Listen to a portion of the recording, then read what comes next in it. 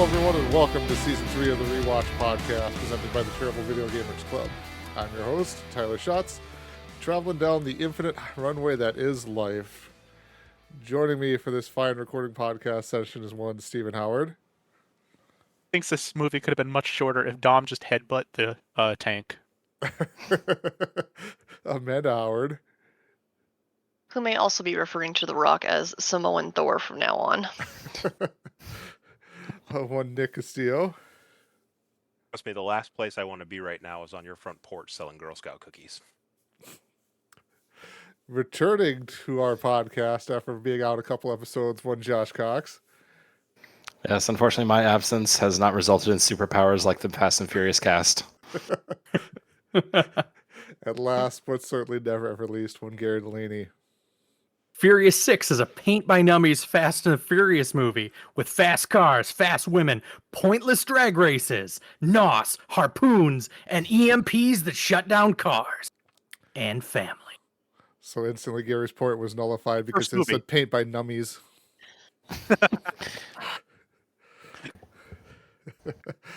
All right, so as you never painted by nummies? Nummies on my tummies? I don't know. I fucked up. Sorry. That's why I can't have long intros. I screw them up. We're used to it by now. So if you, the listener, cannot tell, we are here to cover Fast and Furious 6, the 6th movie in the franchise here. Tyler, I want to correctly titled Furious 6. I want to point out that Tyler. Real quick, I want to point out that Tyler has the fantastic continuation here of he is talking to our viewer or a listener. Yes, gotta see it's continuation. You gotta keep that thing going here. Makes them feel special and everything. So from IMDb, Furious 6, or I think it's really actually just called Fast and Furious 6, even though like in the title scene, I'm pretty sure it said Furious 6 as well. Is it? Yes, Gary. Justin Lin wanted the movie to be called Furious 6 based on corporate marketing. They determined that Fast and Furious 6 was a better title for the billboards. So that's why in the movie it's just Furious 6, because that's the name of the movie as it should be.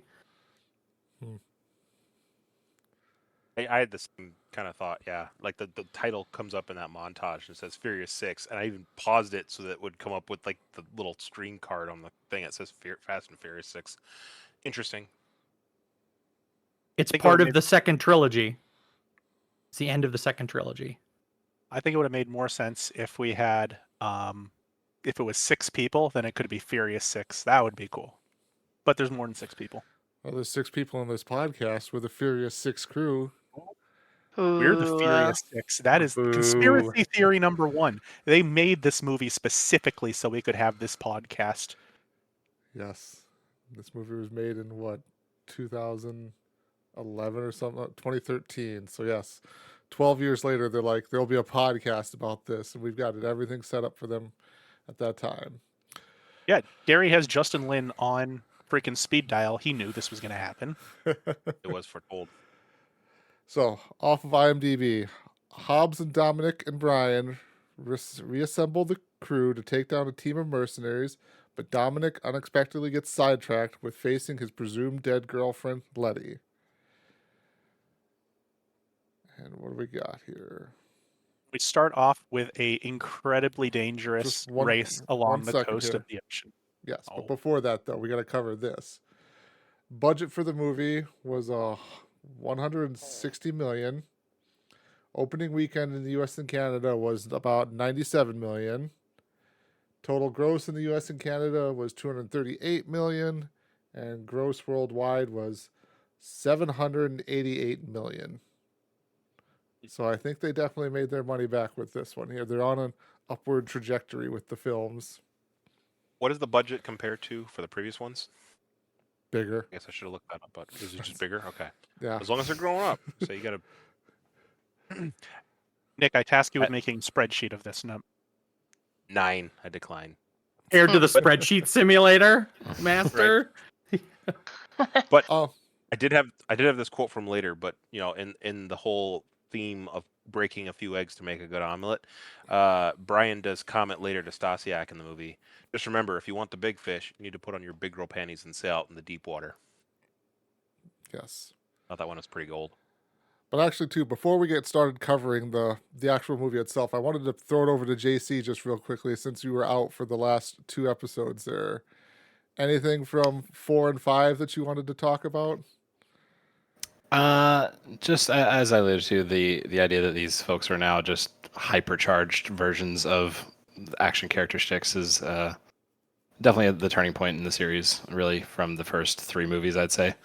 But yeah, it was weird because I haven't had a chance to go back and fully rewatch 4 and 5 before this. I'd watched 5-minute recaps to be like, which scenes happen in which movies, so I don't get them mixed up. And then, just going right from Tokyo Drift into 6 and seeing everybody come back and just like, oh, now they're all just wild action stars and super hackers, and yeah, it's a fun dynamic shift. Yep. I always reference it this way: of 4 is always the drug tunnels one, 5 is Brazil, in the bank heist there. Vault. The vault, yes. Just Right. Ocean's Fast and Furious. Yes. I did have one other item. Sorry, I didn't mean if you're done, JC. Go for it. Yeah, no, I'm good. I did have one other item too in the opening before we get into Steven's comments about the race. I did note too that in that opening montage, it flips through kind of the different events in the movies. It does not have any scenes from Tokyo Drift. I thought that was interesting because they continue to play with this thought that the timeline is different. We're not there yet. Exactly. We're not there. No. We're not there yet. We're not there yet. Because it's the race first. These the 3 race is movies, first. That's right? I watched it a couple days. These 3 movies take place between 2 and 3, and they're supposed to be about the friendship between Han and Dom. They're about how Han and Dom become best friends. We're not. I'm picking up what you're saying, Steven. Don't worry. All right, Steven, now you can finally talk to us about the opening of the movie. What I was trying to say is it opens on a obviously it looks like a race between Dom and Brian. Thank you, Brian. They are incredibly dangerously racing across a canyon, or it's I'm assuming it's the South France or something to that extent. And all I could think about is, oh my God, imagine being like just a regular passenger car just driving. Oh man, this is gorgeous, guys. How is it? Crash death, everyone. End of the movie right there. The director did admit that was like a super dangerous scene. Like just having even stunt drivers drive that fast around that many corners was very, very dangerous. I looked at that road and was like, that looks like a really beautiful road, and I feel like I would be scared to drive slowly on it with any car passing me. It reminded, if any of you guys have ever been to Glacier National Park, they have this road called Going to the Sun Road. It goes very up high, very sheer, very quick, and it is gorgeous and beautiful. And it is a little scary, and you I'm cool with heights, and I had to be like, we can't look down too much. And then just for reference, it was the Canary Islands in Spain that they were driving on. That's right. It was beautiful. But yeah, you're made to think like this is just a continuation from the last movie here. But really, it's Brian and Dom racing to the hospital where Mia is giving birth here. Which I wrote down, it's kind of weird that they got to get one last race in while Mia is already apparently there, not with Brian. They had to get this one last race in to the hospital and everything like that. So I just think it's fantastic that she's with nuns. Like, they cloistered her. She was pregnant, so they made sure that she was cloistered. And then... Oh, yes. Sorry. Then we finally get into the montage there with probably one of my favorite, probably like introduction songs there for the whole series there. It feels you just get jacked listening to it. There's like, yes. Hell yeah. And I actually found this song before I ever knew about the Fast and Furious franchise. And it was just a workout song for me because it is such a good, it just gets you going. Mm-hmm. Let's see here. So after our lovely introduction song there, we get what do we got here? Yeah, Hobbs is basically in Moscow. They're at some site of some previous uh, thievery happening there in Moscow. Kind of the setup of learning about what's going on in the film here. And I just got to mention that The Rock, even though you thought he was huge in the last one, is like bigger in this one.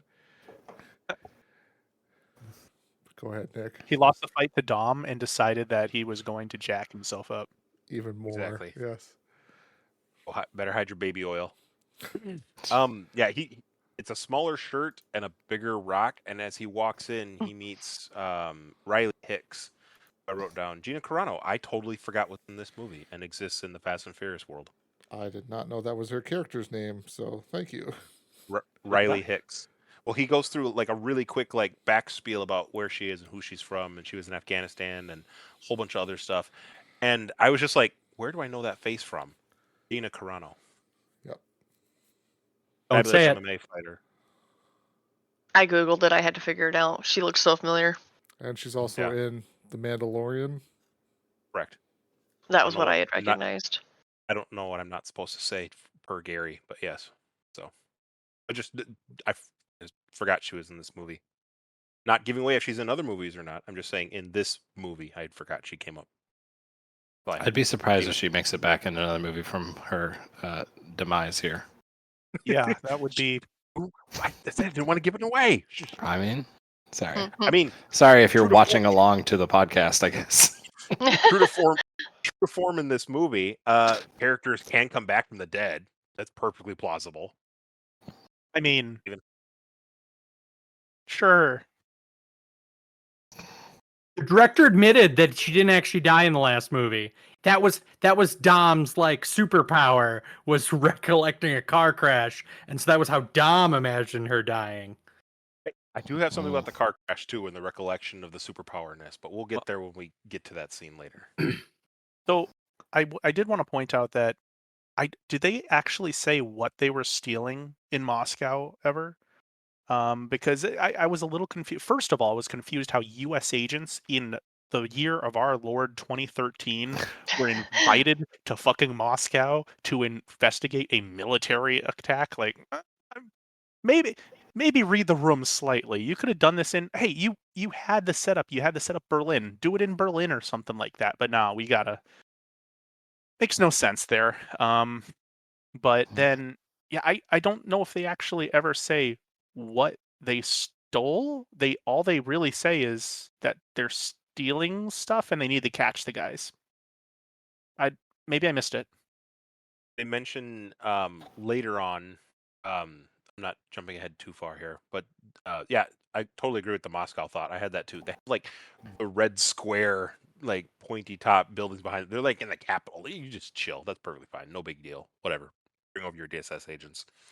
But they mentioned later on that they stole the Rock runs down Hobbs, an ICBM something or other. It's like military components. You think to like make a missile, and then later they're making the components to get a dirty bomb. He mentions two other things. I forget what, but he says what they stole. I don't know what they stole in this instance from Moscow, but from different places throughout Europe.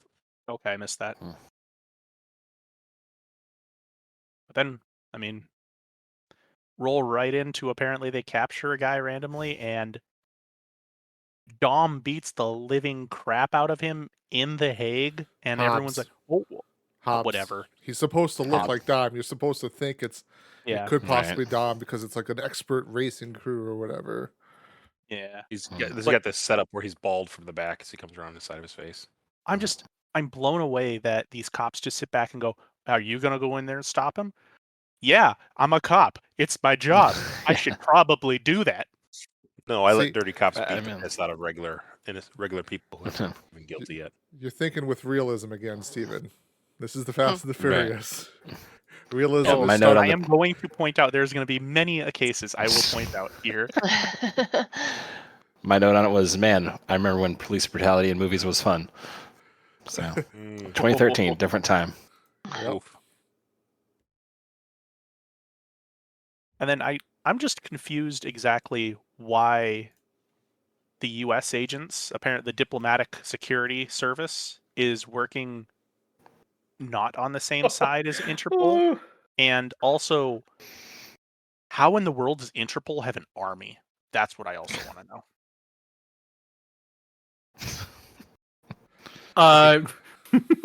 JC, you missed out on this all of last episode about the diplomatic security administration. How it's Security not a real service. thing, and all the political It is a real intrigue. thing. It is a real thing. Yeah. It is not an elite security service. Thank you. He's still not over it. I am not. Little what's that word? Butthurt. He's butthurt about like harsh like political realities in the Fast and Furious movies. I have one coming up. I have it on my notes right here. I have one coming up. Just in a Also, couple- extradition. Like- countries with extradition I mean, was the other that is going topic to of be last time. that's going to be what's coming up. If We'll in get to the Fast plane 5, part. Go ahead. if they could have just not labeled that one building, whatever that phrase is that Steven hates. What was it, Steven? Domestic security something? Diplomatic Fellas. security. That service? one. Diplomatic security. Like, if they could just not have labeled the building that, Steven would have probably been more or less fine. But because they labeled it, the label is real, the label is wrong. It's not a real thing. It's almost like these guys went out to Home Depot and bought some letters and glued them to a building. It's almost And I like think- Justin Lin knew that we were going to make this podcast and specifically Yeah. wanted to piss on Steven's Cheerios. Harry knew before he ever met me. He knew to drop this bomb so that I would be on this right now. If I had like Alright, a we'll get white... to the. Oh, go ahead, JC. I said we'll get to the plane inaccuracies later for me at least. That's also why I wore my world's okayest pilot shirt for this viewing tonight. There's one breakdown that I read about kind of determining the runway length later, and it starts off with like, well, you know that this movie is aiming for realism because it has an American muscle car keeping up in the corners with a whatever Brian's driving at the intro. So from the get-go, you know they're aiming for realism. So from all angles, you can find something to nitpick here.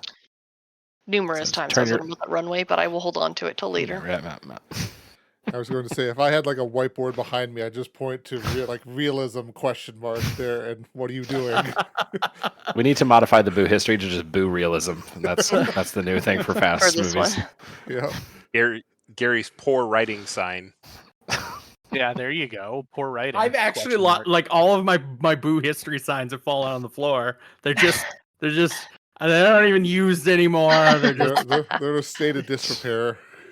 state of disrepair. Yeah. All right. Back to the actual movie here then. I guess. Yeah. I mean, that's what we're here to talk about, apparently. But I like it. Like, we flash forward then to Dom, wherever he is, apparently really having already moved on from Letty pretty well there, because now he's sleeping there next Pretty to well. Elena from the last movie. In there next to Elena, I have a quote in here. Oh, what a nice lay. Not a nice day. It's a nice lay. Yes. But I also want to point out that they say, I think, right around that same time, because I think they talk about Brian and Brian's kid was just born and blah, blah, blah. No? You're a little farther ahead of this, because Hobbs shows up to talk to Dom there, basically, and that's when he drops off the bomb that, like, oh yeah, Letty's still alive. Here's the photo. And that's when, No, they talk to each other beforehand, I thought as well. nope, After.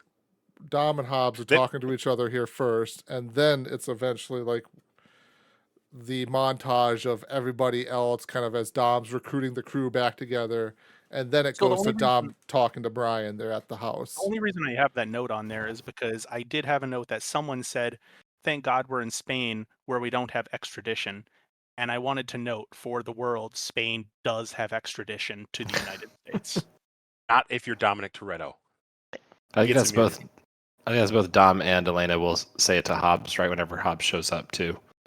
Yeah, that might be talk it. to Dom. He's like, "What are you doing here? Yeah. You can't extradite me." That might be it. That's exactly it there then.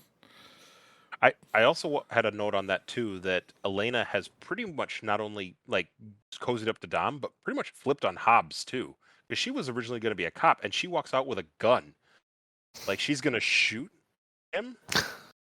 Right. Yeah. Say no for Gary. That's right.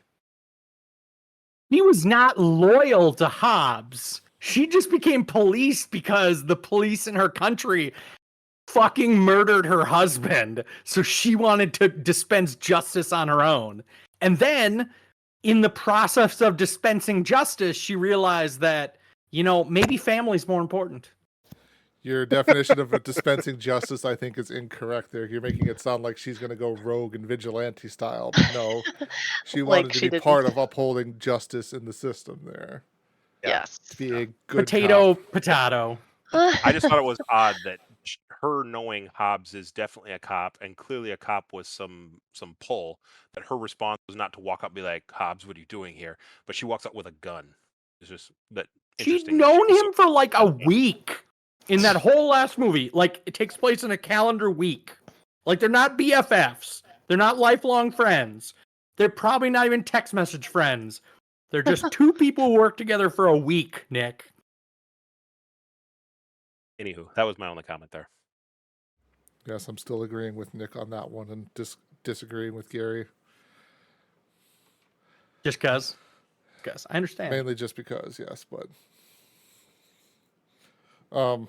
so apparently here, not only does Roman own a very expensive car that Tej also has there as well, but he owns a plane, a yacht, and he's flying all of these girls out to some casino and something like that, and that's when he gets the call from Dom to come back into the crew. Well, I think they cut to each of them before, like once, like showing what they're doing, and then it cuts to this scene, and then it cuts back to every single one of them getting the call and being like, I'm fucking there.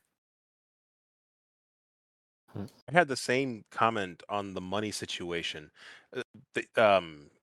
We know from the last one, they say $100 million is what they got from the end of 5. But they also said, Hobbs, reiterates it too. He's like, this is what $100 million buys. They didn't get $100 million each. They got $100 million split like 10 ways because they each got a part of it. So each got 11 million, and several of them lost 1 million on a street race.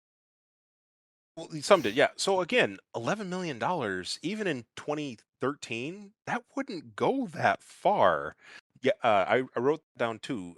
Roman has his plane, which also, by the way, on the tail fin says it's Roman bitches. I did notice that. But also, he says he has a 150-foot yacht. 150-foot yacht's got to cost at least multiple millions, right? I mean, clearly it's no money I'm ever going to see or objects I'm going to own, but I would imagine that 11 million is going to go pretty dang quick. It's Roman bitch is what he asked that all of his chairs on set say. Like, there's a running joke because that's what he wanted his like actor chair to say is like, it's Roman bitch. Gotcha. So yeah, I had that same note too, that they're going to have a lavish lifestyle, but that seems like stretching almost. Anyway. You can get a Gulfstream G150 for 3.35 million, so then you got a cool 7 left over. Right? Exactly. I mean, if they invest, which I don't really think it's this group, maybe Tej, if they diversify their portfolios, maybe money works for them. I think that this movie is, and I am loath to point this out, this movie's probably playing on the audience's inability to understand large numbers, and that is just kind math. of Just math. Yeah, well, just math in general. Math, physics. It's a proven thing that humans have a hard time really underestimating the gravity of what large numbers are, which is why 1 million to 1 billion to 1 trillion doesn't really seem like a big jump between those, even though it's massive quantities more. So it's just exponentially larger. It's so 11 million. Yeah, that's a lot. You can buy everything with 11 million. I make under 70K. That's pretty good for me. I wish I had 10 million. No. It would also be funnier to me if they were just blasé about, diplomatic security service, runway links, whatever. But make sure we get the amount of their toys right, because they only had $11 million going into this movie, so we got to be realistic. That would be funny. Right.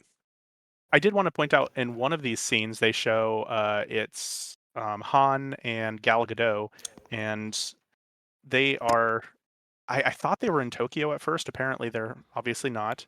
Hong Yeah. Kong. It was Hong Kong? Okay. Hong Kong, I believe. I completely Okay. missed that. So Yeah, good I call. missed that part that it was in Hong Kong as well because I'm like, aren't they in Tokyo here or whatever? But And it was disproved to me at the end of the movie when he said, "I'll finally go to Tokyo." We'll get to that, but one of the things I did note while they were doing their entire fun thing there was that they have a real Bugatti motorcycle, and the Harley isn't a real Harley. If you look at the Harley Davidson, it almost looks like a Harley Davidson logo. It is not a Harley Davidson logo. So They took all the words off of it. they did. Out of all the advertisers that they couldn't get here, apparently they couldn't get Harley Davidson. Because Fast Anything and from Furious Jeff- is for pussies. this comes Anything up. from Oh, I was Justin gonna say, Lynch there, Gary, on this? this comes up again here actually too with a logo clearly being blacked out on the screen there. That I was like, oh hey, that's not there. Anything from the director, Gary, on commentary for getting certain? He does not worry about product placement, or he doesn't talk about product placement. He's about making the movie with the amount of money he has. Which he has 11 million. He should be able to get everything. True. You can buy anything for that. I hear. Oh, one thing that's kind of funny about that too is like when Giselle and Han are in Hong Kong there, the cops stop them and then the phone gets tossed to them from one of the cops and it's Dom on the other line. It's like, so the cops work for Dom? Yeah, I was curious about that. If diplomatic that's your security logic service. jump that breaks the camel's back, Gary, it's going to be a long movie. I've already explained a whole long time ago that you just throw logic and everything out the window when you're watching these movies. And then lastly, we cut to Brian and Mia basically with their child outside of their little house. And Dom shows up to try and talk to them about recruiting them into the life again. But I do want to mention the one thing that I kind of liked about this is like they pick up on like they've got all this money, they've got this place and everything like that, but the one thing they feel like they're kind of still missing is their freedom. Money don't buy freedom. Nick? Just buys you a nice place on a island with no extradition, supposedly. Yep. And a Gulfstream jet with a customizable tail fin. Rich people problems. Right. Rich people. I liked how at the house clearly Brian can have a toy car for his kid, but the exact same type of car and size of car can just magically be pulled out from magician Dom's back and say, "Here's the Charger," just like the actual car I have. And just Does not appear in this movie. It's true. I just wrote down, just happens to drive up. He's going to talk something serious. He's got the letter that, like, Letty is here. And he's like, oh, wait, here you go, kid. Just happens to have the car as they're talking about it. That excited me. Well, if you're Yeah, gonna I thought that was hilarious, but also, like, as a parent, immediately I was like, look at that, she got their own little car. I love it so much. Also, because I know, like, I'm surprised they waited that long. Steven had a car for our kid before she left the hospital, I'm pretty sure. Look, kids deserve cars to play with. Every parent knows that. What I was also going to say is, if you were going to try to convince your sister and her husband, like one of your best friends, to allow that husband to leave on a potentially super dangerous mission and that might get him killed, you might as well bring the kid a toy. Ingratiate yourself. It's common courtesy. I knew where you were going to go about bringing the kid a car, but for a brief second, my brain thought, bring a toy car to, like, make the message go over better for the adults as well. And Mia's like, Brian's not going back out there. I got you a Charger. Maybe snicker on the inside. One little fun detail on the scene. Did everyone catch the kid's name? Jack. Jack. Jack. After Dom and Mia's dad. Oh, I did not know that. Oh. I did not Jack actually Toretto. catch it in that scene. I caught it at the very end of the show. Yeah. But I did not know what it was from, so that's actually really cute. Had they mentioned that previously before that point? I don't think they referenced that it is specifically from the dad, but I remember Jack Toretto being referenced in Fast 1. Nice. Solid catch. And then so we move on to the great shot of Dom overlooking London there, Mr. Worldwide in his polo shirt. And they get kind of, all the team kind of slowly starts filtering into the location there. And we get our first signs of our characters slowly changing into something they weren't in previous movies, a la Roman and Tej are now starting to become more. Their character traits, like their multiple character traits, are starting to coalesce into one or two single points to constantly keep talking about or bringing up. Of like, this is Roman's character trait, this is Tej's character trait, and the giant forehead, as Steven alludes to. Giant Go ahead. forehead was quite big. I had a note too. In the previous movie in 5, at one point they say, "Oh crap, we just hit the system," and it shows like all of their names and their data gets leaked out that these are the people and the criminals, so they're on the police's radar from Brazil. How the hell do you travel with 10 people to London, a major city, with like passports not going off? England doesn't have again, extradition. Does Well- the DSS just have that kind of pull? Hobbs can be like, "Don't worry, they're criminals. They're with me." Because the very next scene is they're talking about we want pardons. Well, yeah, they're working with Hobbs now, so like they're under the umbrella of the law enforcement agency. So when they're just being brought in as Yes, that's special happening. agents, they're enforcement, and they might be doing work for money or something like that. But go ahead, Steven. Counterpoint. When Brian has to get back to the United States later, he has to go basically undercover and doesn't have any pull. So if he can't get into the United States, why should he be able to get into the UK? I just wanted to poke the bear and give Steven another little feel for the fire. More fuel for that fire. But yeah, Dang right. go ahead, Nick. Also, I had one other item here. Which, right before we hear the premise of the whole thing when Hobbs relates to the team, but also we hear that Letty's alive. We hear that we're going after Shaw because Shaw was the name that Hobbs asked of the maybe Dom in the jail cell in London and said, "Where's Shaw?" So we at least heard Shaw's name. I'm not getting to the point yet with all the details.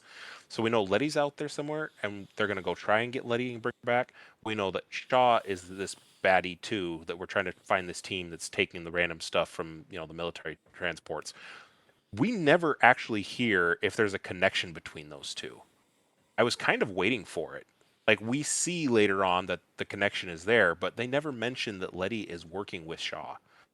And so I wrote down, are they going to go try and find Letty to help take down Shaw? Because they never say, like, if we find Shaw, Shaw will get us to Letty. Until later on when you see Letty step out of the car and holy crap, she's there. Director's decision. There was a previous scene. He determined that it was okay to just rather than having Letty introduced as being a member of Shaw's crew at the beginning, just to like have the audience slowly realize that, and kind of that like reveal that I think it's maybe implied that she's in his crew. I don't know. Yeah, did Jeremy Lin not think that everyone, or whatever is Lin, did he not think that everyone... Justin Lin. Justin Lin. I'm going to get it. It's a different J name every single time. But did John Lin not think that everyone didn't already, from the previous show or previous end credits even, know that she is part of a crew and she's part of, obviously, this crew? Like, the second they said, how did they get a car all the way up there in the Moscow scene, you're like, well, I was Letty. I actually really liked how they did this. I usually don't like it when people spell things out for us a little too much.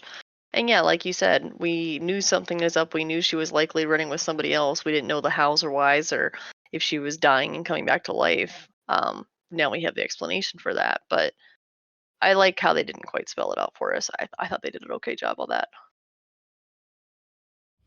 Kind of goes back to a point JC made about one of the earlier films of like the director is trusting the audience there a little bit with everything. Physics. Yeah. Yeah. Physics, money, large sums. Yeah, Trust the I audience. didn't mind it, and having seen this movie before, I was aware, but it was interesting because I didn't remember all the dialogue. I was waiting for them to say something like, we think Letty's working with Shaw and we need to go track down Shaw for a confirmation or something of that extent. Like that one little one-liner would have been the link that I guess I was waiting for. When she stepped out of the vehicle, I was like, oh, she was just directly working for him. I couldn't remember how the tie-in was, but I know later on that they're together, so it's interesting. And then we just kind of cut to the crew helping out with Hobbs. They're overlooking the Interpol storming of the area there or whatever. And it's like, I don't think they're being very stealthy of trying to go after Shaw there. Hey, don't they introduce Shaw before they do that? Or is it introduced? That is his during- introduction, I believe. Yeah, it's kind of his introduction You where see they it pictures. where they have that guy the guy Hobbs beat up in the office there. Basically, he's going down there to try and identify Shaw for everyone. But I think you do see him in pictures and stuff like that though beforehand. I know that they didn't show him like in video or anything like that, but didn't they go into like his background or stuff like with the team? At the Yes. Situation Room table, Hobbs Yep. explained Oh, he that's was a right. former major That was- SAS. Because I had, as you guys will be shocked to know, many notes on the quality of the information that was provided. For instance, the SAS Mobility Division is not a division; it is a troop, which is part of the part of the SAS. But shout out and kind of credit here, they do call it special ex-special operations, not ex-special forces. Which, if you're in the United States, special force is very different than special operations. So that was a good call out there. But then everything else about like who this guy is just doesn't make much sense. And I was waiting for the shoe to drop as to, all right, this guy was ex SAS. Obviously, something happened. What happened? Why is he doing this? Is this going to be like? I was kind of thinking, is this going to be the Rock situation, the movie with Sean Connery, where the general goes rogue, and there's a really awesome reason for how he goes rogue and all that sort of stuff. And I was waiting for that the entire movie, and I am not sure we are ever given the reason why Shaw went rogue. One former military just goes into global terrorism. It's just what It's you true. do. Yeah, I'm surprised you haven't already, Nick. I'm looking at you. I'm watching you. Or have I? And I just moonlight as a podcaster with my friends. I knew it. This is how you start assembling a team, actually. So, yep. We're all part of the plot already. We don't even know it yet.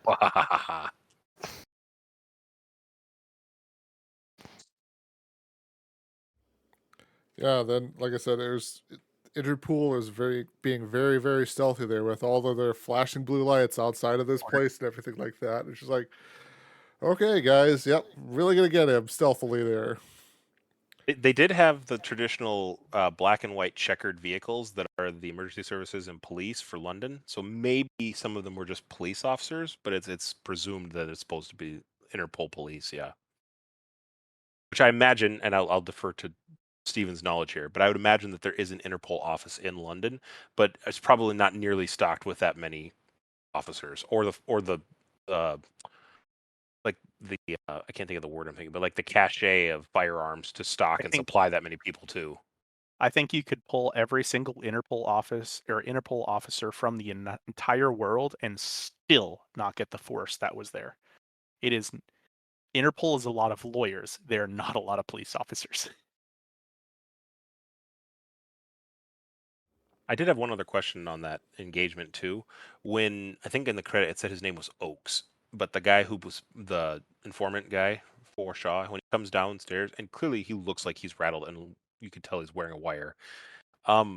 He's talking to Shaw. He opens the bag, and there's a blinking light in there. When everything kabooms, was it implied that he blew up too? Like we don't see him assume bite so. the bullet. He's like, "This is for you, and it's your extra money," and he drives away. And I was just like the half-second scene, waiting for him to be like, "Oh crap!" But it just shows like the whole layout goes down. But he had a bag with something blinking in it, so I didn't know what it was exactly. But that's what I assumed. Went back and forth as to whether or not he still got paid for the previous jobs, but he was actually the distraction that allowed them to pull off the other heist.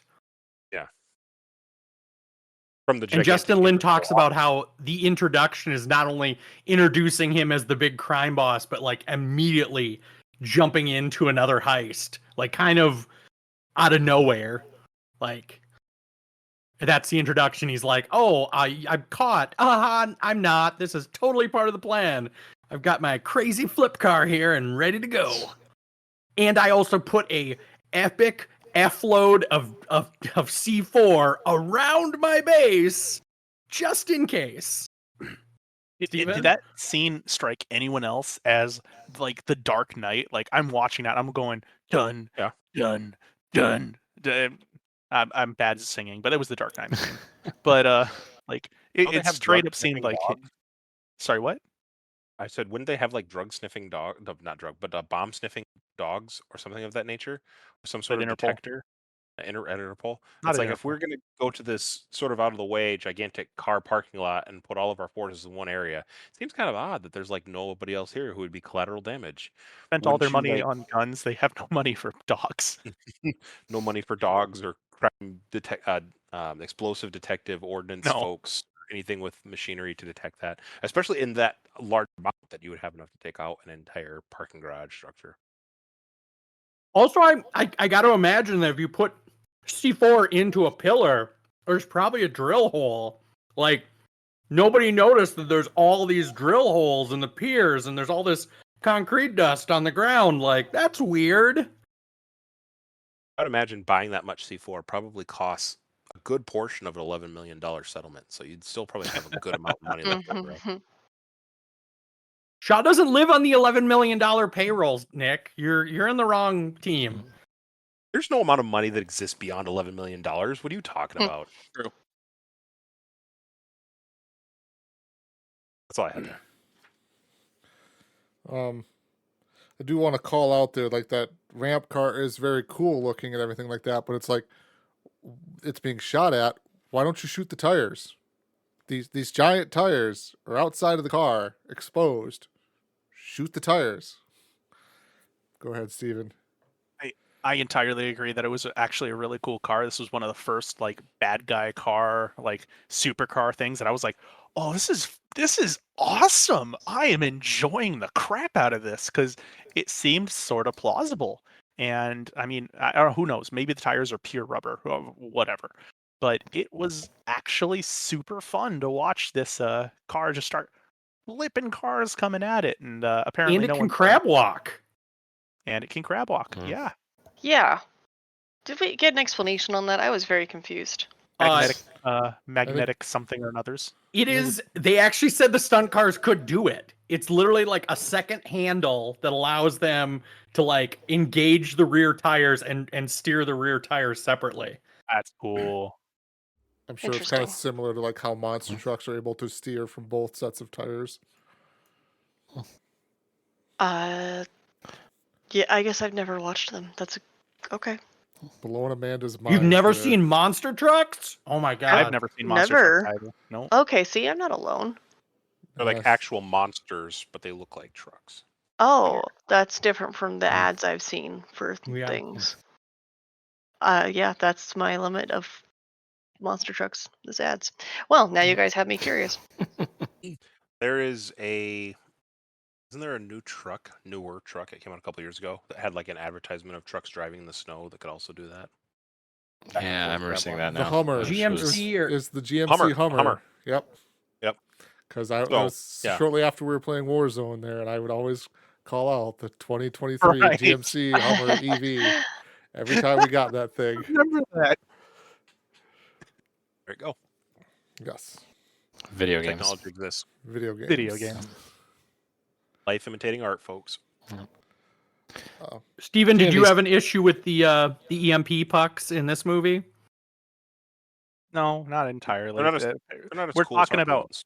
yeah. The chip ones. Yeah. Well, see, that was my issue. My issue was apparently that they were hacking into chips, and that these cars were so fucking chipped up that they could hack into individual tires, and just shut down the car, bro. Just EMP the car. We don't need you to hack into the individual tire. That made no sense. Because you I was can. going to point out. Sorry, go ahead. No, go.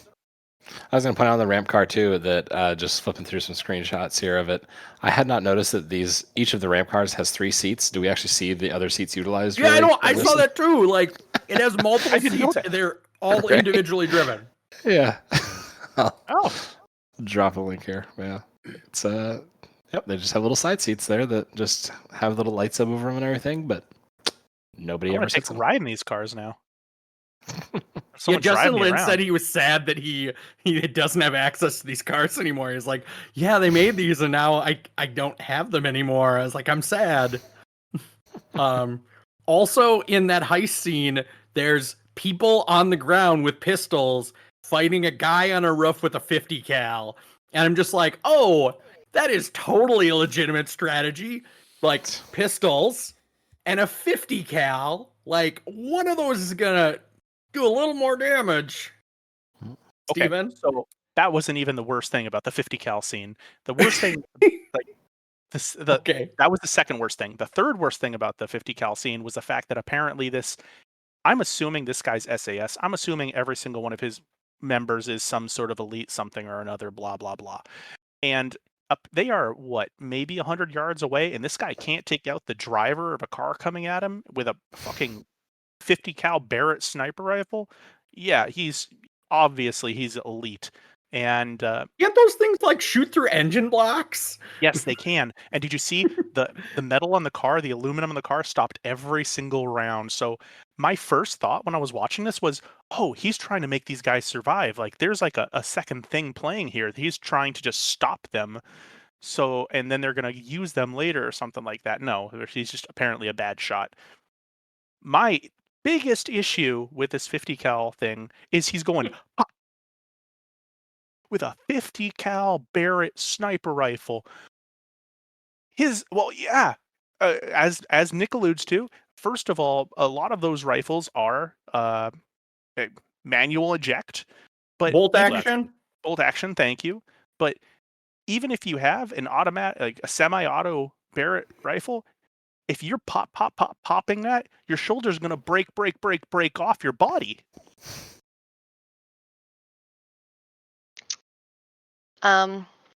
Right about this time in the movie is where my daughter wandered in and saw the TV and said, oh, what's that? What's that?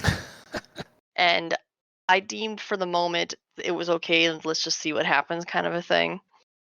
And of course, the shooting starts immediately. And I'm like, oh yeah, sure, you're really, like, I don't know weapons. You guys all know this. But I'm like, oh sure, I'm sure your little pistol is really going to do anything against that. Well, apparently it kind of did. And my daughter's like, what's that? And I'm like, oh, they're shooting at each other. There's cars? So we might have a new Fast and Furious fan. Join our Yeah. podcast. Don't worry about it. She did ask, like, oh, they hurt? And I'm like, yeah, they're hurt. They fighting? Yeah. There's cars! So the priorities were in order. There were no yellow cars, correct? I believe yellow cars was our bingo card.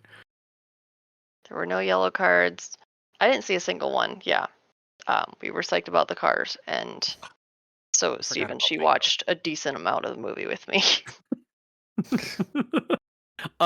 Also, I guess as Steven's already broken the shell on the weapons in this movie, is that about halfway through, I'm like, every single one of this heist team, like, just walks around with a pistol. Like, they're former, like, they're on the run, they're criminals, and they're in a country that outlaws guns to be owned by civilians, and they're just running around with pistols everywhere. Like, this is a totally legitimate, like, Tyrese or Roman's running around with a gun, and Han has a gun. I was like, this seems like a jump. Like, Dom having a gun, okay, he's a career criminal. Like, Paul Walker having a gun, he's a former cop. Gal Gadot having a gun, she's a former bad guy. But it was just like Roman and Han, where it's like, this doesn't really line up. Like, that's not who they are. Nick? I thought at one point too, is that accurate? I don't know if the UK, that's like, what, 20 some countries, has completely outlawed all people to own firearms. And they said that at one Looked at point, it. and I was like, what? Is that true? That made me curious as well, and I did look that up. Most firearms that are a pistol, they don't call them pistols, but they call them short guns, are banned in the UK. There's a Interesting. specific like size that they're under, and basically to have a pistol that you can own in the UK, it has to either fire like a black powder musket or like be a flare gun. Interesting. Did not know that. And neither did Yeah. I. Seems even more unplausible that they'd just be able to wander around without them. Yeah, you think someone would just go, "Hey, that guy has a gun. This is not normal. Right. We're not living in the United States. It's not the fucking Wild West." Like, like even if they don't, if they're outlawed, they probably still have metal detectors in various places, and they're walking through like Waterloo Station. It's like I would imagine that place would be crawling with sensors for that type of thing. When you outlaw guns, only outlaws have guns. It's God, true. get out of here. I want to also, well, I mean, to point out, I mean, we're concerned about them having these pistols everywhere. They're also bringing what I assume are AK-47s or AK-74s or AK-14s everywhere, and Right. spraying and praying every single spot. Like, Notoriously easy to conceal AK-47s, by the way. Exactly, 100%. Nobody knows you have one, so you can wear a really tight, short leather jacket, and then just all of a sudden be like, "Oh, by the way, It needs to be as tight as Where- possible to show off your where were you muscles shipping and can that? hide the weapon. Right. But also, yeah, the bad guys are also really bad shots in this. I want to state that so I get it out of the way right now. Apparently, his elite troop of elite troopers that are elite doing all this stuff just have stormtrooper aim the entire movie. I also don't want to call out just a little bit too during the whole chase and everything like that. After Dom is sidetracked because he sees that car come up and hit him that he believes Letty's in, Hobbs jumps from the top of a ramp structure Yes. onto the ramp car, That's the thing. That's right. holds on for a brief moment, and then jumps off. You figured he didn't even need to do that. I wrote down 30 Well, he feet jump." could. Okay, 30-foot jump onto a moving vehicle that is probably all steel. Like, there's no like aluminum, there's no plastic on that vehicle. Like, it is straight steel. What you And guys you're don't just gonna understand. jump on top of it.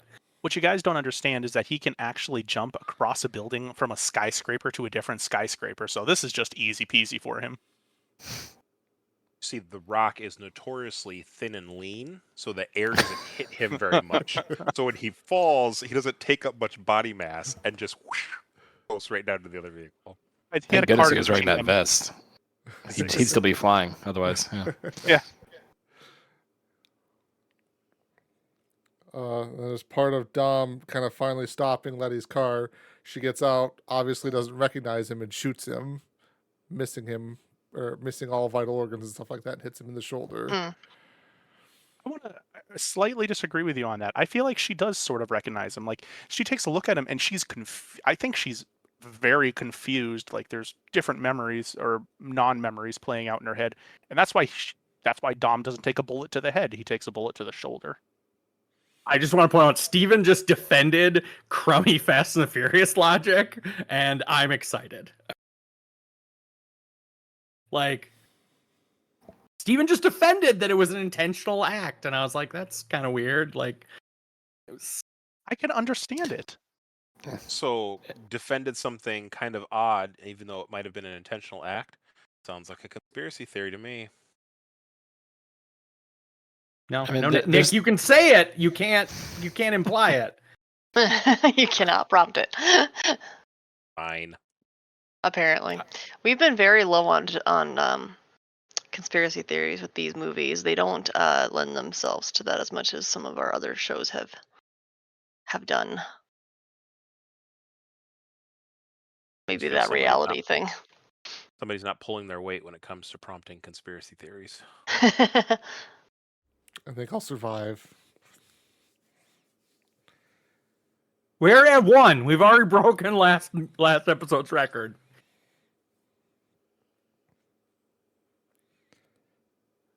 Did you have something there for a moment, JC? Or I've already forgotten it really, but yeah, just referencing agreeing with Steven that it was.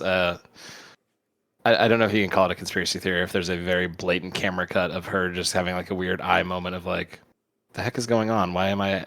What am I thinking? What am I feeling? And it's like, all right, so something's going on here. It's not just a cold, calculated, bloody attack this threat moment. So, I would say it's more of a conspiracy theory if you say that she doesn't actually remember him.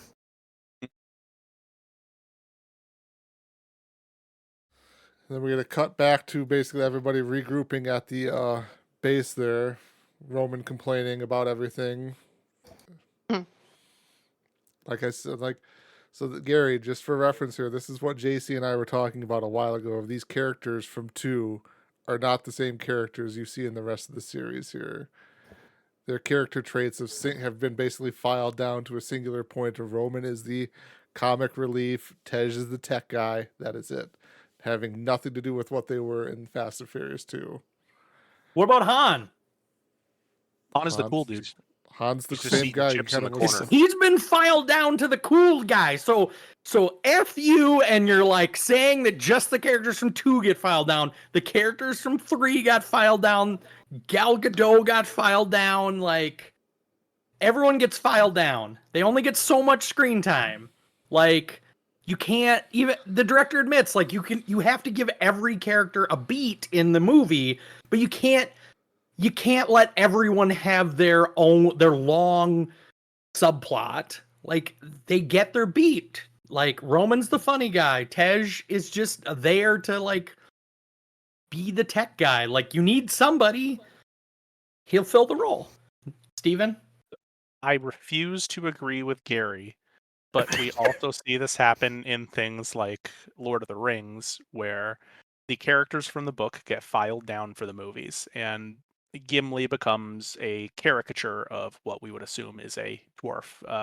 Legolas becomes a caricature of what we would assume is an elf, and so they all become slight caricatures of each other because you have limited amount of screen time. So I understand where it's coming from, and when you get all those characters put together, especially when you don't have, and maybe this is a Marvel innovation. When Marvel was able to do it, every character had its own movie. And so when they came in, yeah, they were filed down a bit, but they also each had their own backstory. So they were able to be a little bit more dynamic because you understood the background when they were doing things. JC? I'd agree with that. The idea that there's so many characters now, they don't get time to be fully fleshed out characters. But I'd also say that act of like hypercharging them to the state they're in now, like, it's okay if Tej can be the guy who is resourceful like he was in 2, who has these network of connections, and he can get 58 people to get their cars out in the same time and do something fun and tricky. It's, to me, the part where it loses the plot is whenever it literally is just like, oh, we need to hack this spy satellite that nobody else in the world can hack, and then Tej is like, chill, Hobbs, I got it. Okay, I'll let you do it, Ludacris. It's like, that part is where it's like, once the characters are at that level, and I'm not just saying Too Fast, Too Furious characters are at it either. Like Dom being a fucking full-on action hero, and everybody just is so overcharged now that it's not the same series to me as the first 3 are. I was gonna say the characters do jump sort of again exponentially, like from I can do this in the last one. Okay, well now I can do it times 5 in the next one, and then the next one it's like, well, I can do 10 times better than what I did in the first movie. And yeah, the ludicrous comment there made me think of how Tej is like he can mobilize or whatever for his team. But yeah, literally Hobbs lays out like black market, digital equipment for him to be able to run the CCTVs for an entire metropolitan international city. And he's like, and coming on live in 5, go for it. It's like, what? How? Yeah. I will agree with JC in that, yes, that it does definitely seem that to make up for them being filed down to maybe one attribute, they hypercharge those one attribute, and you do come out with a superhero movie kind of, and you have the Tony Stark and you have the Bruce Banner and all that sort of stuff, and it doesn't necessarily do a lot of justice for everyone. Could they have made it better? I think they could have. I will say the Oceans movies do a pretty good, well, at least two of them do a pretty good job of having dynamic characters who don't have incredibly super skills, but they do have a good set of skills and have a wide range of other things too. Gary, who doesn't get an opinion because he doesn't like the Oceans movies. Wow. He's Muted, muted Gary. actually, so he can't even hear So it. It's Gary's not going to talk. I have didn't something say I to didn't do. like the Oceans movies. Anyway, also speaking about giving people time, something new I learned, director's commentary, this was originally going to be 2 movies. Up into the tank was going to be the end of the first movie, and then the plane was going to be the end of the second movie. And they decided to combine it, so that's why director says, like, this has more action than any other movie, because at one point we thought about making it 2 movies. Did they say why? And I think, yeah, and it was going to be Fast 5, then number 6 was going to be The Fast, and number 7 was be The Furious. But they decided to combine them. Why did they? But why did they? I think they just determined they could get it all in one movie. Like, can you imagine everything from the tank to the airplane, like being stretched out into its whole nother movie? Like, Probably not so much that they couldn't. It's not so much that they couldn't make those, that they couldn't fill more in. It's that they couldn't expand those 2 scenes to have enough for a whole movie. yeah. I'm going to say later on too. There's definitely a part where it felt like, and we'll get to that scene there. But it, like when I was watching in theaters, I'm like, are they going to end the movie here? Here, there's definitely like a scene that like other movies would have kind of ended it here and be like, part 2. Yep. Where the heck are we in the movie now here? I had something at the everybody's regrouping back at the station Yep. headquarters after the first interaction with Letty. When Dom pulls the bullet out of his shoulder, how is that not mangled? Right, I had that too. It How still is has he a not straight. mangled? It has a straight point on the end. If the bullet was if the bullet was still not mangled and straight, it would have gone straight through, and he would have nothing to pull out. B, since he has a physical something in his hand, it would be mashed because when the bullet makes impact, it should mushroom. So I just thought it was funny that he's walking around with like this hog's tooth of like a bullet. And everybody's like, okay. Also, I want to point out there, pistol bullets aren't usually like pin shaped. At least I have not seen them like that. They are generally cone shaped on the end. So I don't know what he got shot with. It looks like it was a AK-47 round stuffed into a pistol. I think they Did actually they imply it was some explained- sort of super special pistol? Yep. They explained Oh, like dude. it's some weird pistol with it, like an FMJ round or something like that, which is like, Full Metal okay. Jacket. Amanda. Okay. Yeah, when my daughter was watching during this part, and she's like, "He's hurt," and I was like, "Yeah, he should be a lot more hurt. my gosh, Amanda. He was shot." And then I'm looking at her face, and I'm like, maybe I shouldn't be saying this. But like, seriously, he's shot, and he's just like acting like, "Oh, I had to pull out the big pieces of gauze this time." Yeah, like nobody else is helping him either. Just Nobody No. else is helping him. He He's fine. got He's fine. shot. He is pulling a bullet out of his like shoulder. And like I said, they're acting like it's a deep gouge and that's it. Is he not in the hospital? Is he not getting I mean, clearly he did his own stitches is what they're implying. You don't see like almost any like blood even.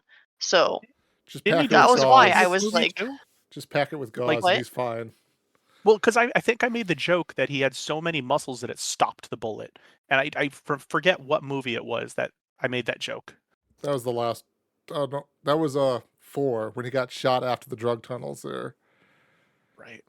well, that had to be it because I'm sorry, like he is the amount of hurt he is and the amount of hurt they are acting like, because he then goes on to do like the rest of the movie, obviously. So it's more like, oh, it's a flesh wound, it's a flea bite. Flesh wound. Hej and Roman's cars get flipped because the chip takes over their vehicle.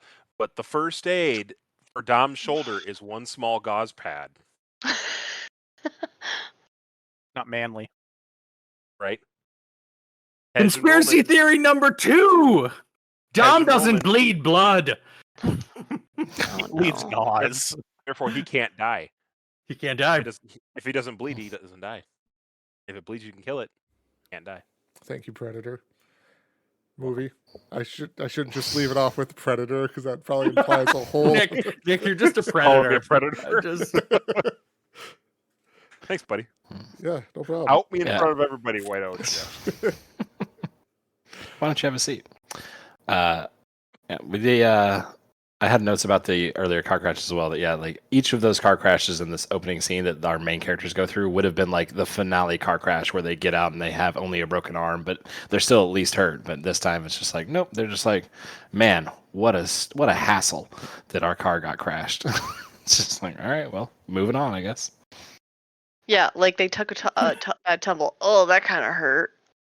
Whatever. You Or it just hurt got in their a car pride. crash. That was Right. the thing. It hurt their pride. They did the Yes. token, like a little bit of blood around like the one eye sometimes, and that's about it. yes. Nothing You that would just leave it- crashed a bulletproof BMW. No big deal. No paperwork. Tej's car takes a hard turn and rolls, I think, 3 or 4 times. Roman goes through a building. And Right. it's like we see him again later and he's like, oh man, I hate it when that happens. You know. Yeah. Funny. As we're getting back to the moment where they're regrouping and stuff, one aspect that they referenced from an earlier scene that I forgot to mention that I liked was the snack machine that is free for all now because Fucking shoot the snack machine. Yes. Yes. that was a good little moment. Roman going around asking for change before Hobbs just shoots the dang thing open. We'll give this movie. It had a lot of really funny little snap moments in it. Like I understand when we discussed the reality thing, but again at this point I was like, do these cops not have to like account for their bullets and stuff? Seriously. Right? I think I just assumed. I don't know if that's actually a real thing. I always, but I'm like, really? Imagine There's that's no how they after space out this thing into 2 movies. Is they just have like Hobbs filling out the discharge of a firearm form, like Snack machine wouldn't bend fast enough. Right? Like, also, I'm sorry, I get these guys are all badasses in their own way, but like, I would be eyeing that guy and be like, he got irritated at the vending machine and shot it. I don't want to work with this guy. Especially when he thinks that we are the bad guys sometimes. We're the criminals? You lost your temper at a vending machine that you weren't even using. In the background when Hobbs is trying to go through that presentation and give his spiel, Roman's talking to Tej and he's like, you're a millionaire. What are you going around asking for change for? And he's like, that's how you hang on to it. Someone interrupted The Rock's speech, and he could not handle it. I mean, And we all on the- understand. On the point where Nick was just saying about See, I Ted interrupted talking- Steven and nothing happened. Nothing got shot. No firearms were discharged. Yeah, Go ahead, it's Steven. unfortunate. But when Nick was talking Nick was talking to Roman, when Roman was saying that's how you maintain your stuff, that's actually a little funny aside that he has actually in the plane as well. He's just flying those girls. He's like, well, actually, I have Yeah. tickets. I have vouchers to the buffet. Vouchers. let's say. That was good. Go ahead. The Jerry. the director about that vouchers joke determined that apparently the vouchers joke didn't land with everyone if they didn't understand. Like he wondered if that was he didn't say race, a social economic class thing of like someone who'd be like, oh, I've got vouchers. Like, not going to go away empty handed. Like that some people didn't get the joke about like what a voucher for the buffet would be or something like that. Pockets I ain't don't know. empty, cuz. Yeah, pockets empty. And then also too, so jumping back now to the regrouping at the spot there, the crew, they have like the realization of who they're up against, and Roman makes kind of the observation that it's like the evil versions of them that they're going against. And they even have the pretty blonde. Yes. We have Tyrese's character, Roman, makes fun of Paul Walker. There's like, geez, Brian, when'd you have time to do these model shoots there? Referencing the blonde chick as part of Shaw's crew. Mm-hmm. And then cut to Tej and Hobbs show up at a car auction, a very fancy car auction, because they need to acquire some cars that don't have chips in them, so they don't get pucked like they did during the initial chase scene there. This is actually one of the things that JC referenced, that because they were going to, well, how are we going to get these cars? And Tej is just like, don't worry, I got this. And then they go and they buy every single one of these goddamn cars after a slightly funny, I don't know, I don't find it as funny as I'm sure other people do, but as a slightly funny little joke there. But again, $11 million doesn't mean anything in this movie. Because he bought every single one of these super fancy cars that you see. I don't know, Saudi sheiks, you see billionaires from the United States, you see all these people looking at these, and yeah, no, his 11 million bought every single one of the cars. Very prestigious muscle vehicles is what they all are, pretty much. The director's explanation is he wanted to bring in European-centric cars. So the Ford Escort, like 75, was like, she's like, well, for Americans, it's not probably a very like classic car, but in that 70s or 80s in Europe, that was a big like European rally race car. Like, so it had a lot of prestige in Europe, and so it was just, I don't know, it was just an excuse to kind of get some different kind of more European-centric cars, apparently. It's one European car, though. It's just that Ford rally car there, because then there's an American Mustang, and then there's the Plymouth Daytona, which is what Dom it's a drives Daytona. there. Yeah, so those aren't European cars. Those are more American well. muscle cars. I think that, oh, sorry. I was going to say really quick too. I also want to point out too, something else to consider is, even though those cars are expensive, it's an auction.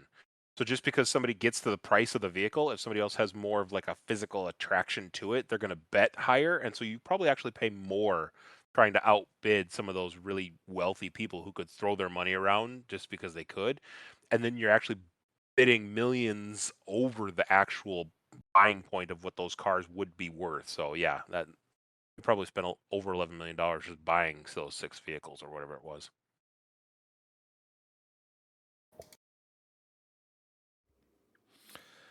And then, so while Tej and Hobbs are off at the auction there, Gina Carano, Gal Gadot, Han, and Roman are out investigating this guy who is making they found the guy who made the ramp cars for Shaw, and Dom and Brian are heading off to pawn shops to kind of try and figure out where that gun came from that he was shot with. Dom was shot with. We missed one of the parts that I found really funny, and goes back to what Gary said about some of the stuff in Neon Genesis Evangelion, where they just explain this entire, when they come back, oh yes, that car has magnetic something or another shocks, and they have reversed polarity on the XYZs, and the tires obviously spin backwards, and just absolute tech jargon. And I'm sitting here going, oh, I don't know any of this. I wish I had a gearhead to just tell me if a single thing they're saying right now is real. The difference is that it's probably actually real things. Evangelion just is like, let's just I shit do out not believe you. made I up do not shit. believe you. Uh-huh. Made up shit. You never complained about all the stupid geopolitics in the Evangelion as much as you complain about Fast and the Furious. I'm sure And you also, could, they never claimed. Sorry. I was gonna say, I'm sure you could find some videos out there of like the tech jargon in the Fast and the Furious movies. Is it legit or not? Yeah. It was just, and that's why they go to finding this very specific person who can change out these cars for them, because they're saying, oh yeah, these are very high end changes to the cars, like this. I keep going back to this. It's a magnetic something or another, like magnetic shocks or something like that they say, and there's only a certain number of people who do that. And then they cut to this guy, and this guy works in just a fucking pit. Apparently, he is the ace of aces when it comes to mechanics, and he works in, I don't know, Huron. Whoa, sick burn. I assume he's just keeping a low profile. He probably has lots. I think there's a picture that somebody posted in the chat that he has like a Ferrari, like just sitting next to his like dinky fucking shop. I mean, I it's, don't know. it's in, I didn't question that he was a mastermind. and it's in London too. There's not that many places. I'm sure you can have a wide open area kind of all to yourself in London. Older city, not much room. That's Yeah. See, because it's London, that place where he's shooting off his harpoon is actually from the 1500s, so it's historical significance. That's what drives up the value. Harpoon license. To our American eyes, yeah, it looks like run down, whatever, but it's got old world charm. Did you have something else, JC? I was trying to think if this was the scene where they, in order to find the guy, they're like, oh yeah, this magnetic suspension or whatever, like that's only a few people can do that. And then like in all movies, they're like, I know just the place. But I can't remember if this is where Tej just says like, oh, let me check. And he like taps like 3 keys on the computer and it brings up a thing that says cross-referencing on the screen. And then it's just magically there, like has the list of stuff that they're looking for, which is a fantastic little computer trick. I'd like to find out what button that is. It's a sticky key. All computers have it. I wasn't sure on that comment if it was there or not, but I had the same comment too. It's like even if they knew this jargon and they're all on the same page and they could whittle it down to only a few groups would have that, how do you all know to be like, oh, that's Bob in the pit over by this area? Like, how do you know where to go? You'd have to start asking questions to be like, so who sells the car parts in this part of London? Like, and asking these numbers, these people, I'm sure that this person would then hear of it. Because again, if he's the ace of aces, he's probably got people that work for him, right? There's always a bigger fish. So it's just interesting that, yeah, like they found them based on that knowledge. So it's interesting. Because like they always have these things that whenever they start the globetrotting version of the Fast and Furious, where it's like they need to find something very specific, and they just do like, oh yeah, I can do that right now. Like I know exactly where to go for that, and it's like you could that could be part of the investigation. This could be the part where you guys aren't superheroes for a minute. Like Dom even goes to a street race later. That could have been part of like, hey, I need to get some mag suspension for my car. I think that's going to give me the edge. You know a guy, but you know. This is why I'm podcasting and not making movies, I guess. don't sell yourself short. If Jeffrey Lynn took all of our, advice here, then it'd be a Jeffrey Lynn. Good old Jeff Lynn. Anyway, continue. Jeff Lynn. Anyway, back to you, Steven. John Lennon is trying to do here. Something. Imagine all the cars. We had a quick cut back to basically like Tej is apparently successful with his auction and all the cars are being delivered to that spot. And then to further punk on the guy, the auction dude there, they have him give up his shirt and pants and watch to Hobbs and Tej, which I get the sort of comedy of the scene. It's he was, all snooty and now he's walking away in just his underwear. And all I can think about is he made probably a cool 4 or 5 million off of these guys. Like, who's really the fucking winner here? It's the guy walking away in his underwear. It's not you. Don't act like you're the winner. Yeah. And if you're gonna talk about how this movie doesn't have time to explore the characters and be more in depth with them, and then you're gonna spend a solid 90 seconds on this guy taking off his shirt and pants, Yeah. come on, what are we doing? Director admitted that he was like, "Is it worth it?" And he said, "Do you know what? It just felt like they earned it. They felt like they earned a kind of a little slower part of the movie."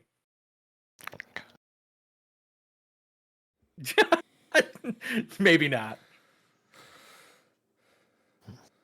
Does it help or hurt having your super uber base of like espionage, like everything is planned from this location, suddenly have 6 really high profile, totally discreet supercars be delivered to your location? Is that helpful or does that hurt? Do they ever Or is it talk? okay Are they because actually? like all the Interpol people are all just there anyways? Well, that's what I was going to say. Is this ever actually said to be a secret location? I don't think it is.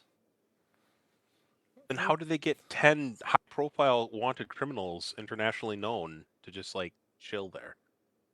Interpol They're not sucks. they're not given Obviously. they're Have you not watched given this movie? they're not given a pardon until the end, presumably. They're under the jurisdiction of the DSS. No questions asked from the local fuzz. Okay, that I buy. That makes sense. Everybody knows the DSS has There we untapped funds. Damn it. I'm back on board.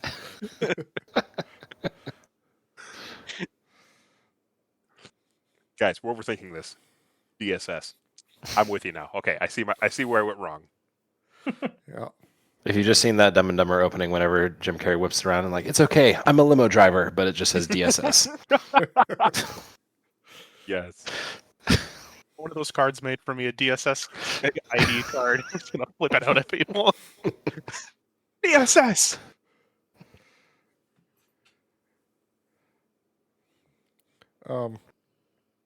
So then too here, as part of this, you get the Shaw's crew shows up to that guy's garage area and starts shooting at everyone. So I guess, yeah, and I was, again, elite soldiers, right? Elite soldiers. So what do? They walk in and they spray and pray. And then I don't understand how they don't question Letty in the sign either, because she's standing there like going, huh? What are we doing? Like just super confused. And I'm just like, is she invested in this or not? She didn't see a single person that they're shooting at, and who are the 2 girls in there? Or the girl and the guy it's Han and it's Gal Gadot in there. No, it's Gina Giselle. Carano. That's right. So, Gina Carano. and Gal Riley Gadot. Hicks, Giselle. She's Gina 2 Carano. girls. That's it. So 2 girls she does not know, have not been part of this thing with her at all. And apparently she still hesitates. Why is she hesitating? For what reason is she hesitating other than plot? Well, we have seen already in between like the whole moment of like, hey, it's our doppelgangers. Look, there's Brian the blonde.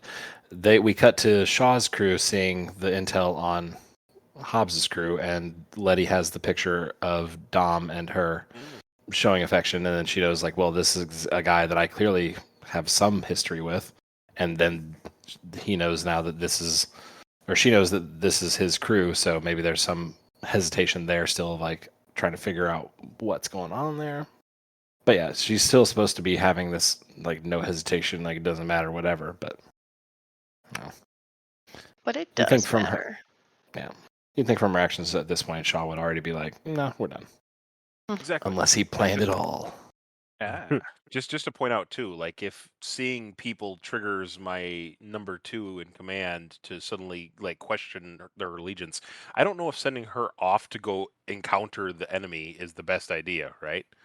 Maybe play that one a little closer to the chest. I guess one other thing in this scene that we're kind of skipping over as well is, and getting back to the just filing down of characters, how Gal Gadot has become just a stand-in for sexy do-it-all Superwoman. And obviously she becomes Wonder Woman later on. But like they're up on this thing and they go, obviously you just don't know. This is just this is a woman's work. And both Gina and Gal Gadot go down there and they're obviously just so much cooler than everyone else and do it. And it's just like, well, okay, well, I mean, I guess you have a wide character arc here as well. So one more character filed down into nothing. Well, not nothingness, but just a single attribute. I mean, they also beat the shit out of that guy, though, for him to give up information to them. Riley Hicks, is that the name? Hicks, yep. Riley Hicks pulls out some of her MMA moves on the dude. Does full on chicken wings him. Yes. But then we get the old Roman and Han versus this martial arts dude running through the subway station there, and then Michelle Rodriguez versus Gina Carano's character there. So you get your girl fight and your guys getting their ass whooped there, pretty much. By a guy who, by the way, when he fired his assault rifle the first time around, was ah! Like he's in a Rambo movie. I couldn't get over that. This again, elite. That's not what you do when you fire an assault rifle. Just yell at the same No. time. Well, he looks so incompetent while he's doing that, and he gets up there and he's like, "Oh, by the way, I'm a martial arts master." You can tell because he's Asian, and just kicks the crap out of Han and Roman, Yeah. and obviously Gal Gadot is the Superwoman, so she's the only one that actually takes down someone. With her assassination skills of shooting a pistol very well. Yes. With her super chill look in the moment, the cool head under pressure. Also, They always give her that. Sorry, they always give her that like split-second look, and she does it very well of being like absolutely cool under pressure when she fires her gun. That's true. I actually do admire how she does that. Also, I wanted to point out too. I had a note just because they do give the fallen elite baddie a name, keeping with that the Asian folks are experts at martial arts. the black guy who dies, his name is Ivory. I heard that. Yep. Just what are we gonna call random bad guy number 5? He's black. How about Ivory? Yeah, see if anybody picks it up. And the last thing for me in this scene is Gina, whatever her name is supposed to be they went through her accolades. She is ultra super specialized military, can do everything, all this sort of stuff. But God help you if she fights a kid who grew up on the streets in a middle of a subway, she's gonna get her ass kicked. It's kind of a fair fight. It's a pretty fair fight. That's not an ass kicking. But I mean, you're still right though. Of Should like it be? this person who's like the female equivalent of Hobbs is fighting this gal from L.A. He's scrappy. Yeah, she's wiry. Also, not comparing like female weights too, but I'm pretty sure Gina Carano's got like another 30 pounds on Michelle Rodriguez. Yes. And I'll get into this later as well. There's a reason why Mike Tyson said there are reasons why there are different weight limits in boxing, and it's not because people who have a low weight limit have less skill than people at a high weight limit. There is an imbalance there. Yeah.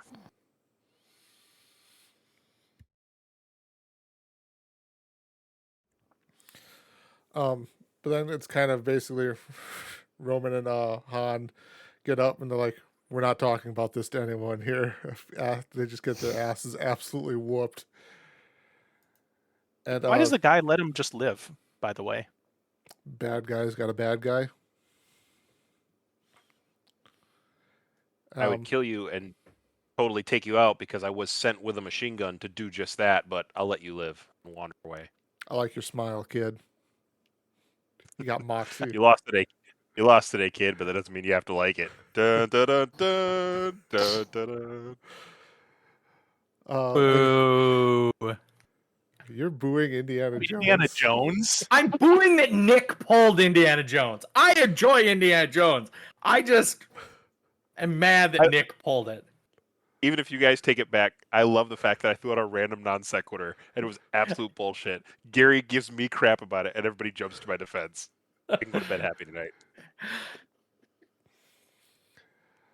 Then it's basically cut back to Michelle Rodriguez returning to Shaw's crew there, and you get kind of the contrast of the cold calculatingness that Shaw views as his crew versus like the dynamic from the air quotes family of how they're all supporting one another, everything, whereas Shaw is just like, yeah, you failed, or this guy, if he's not back here, that means he failed.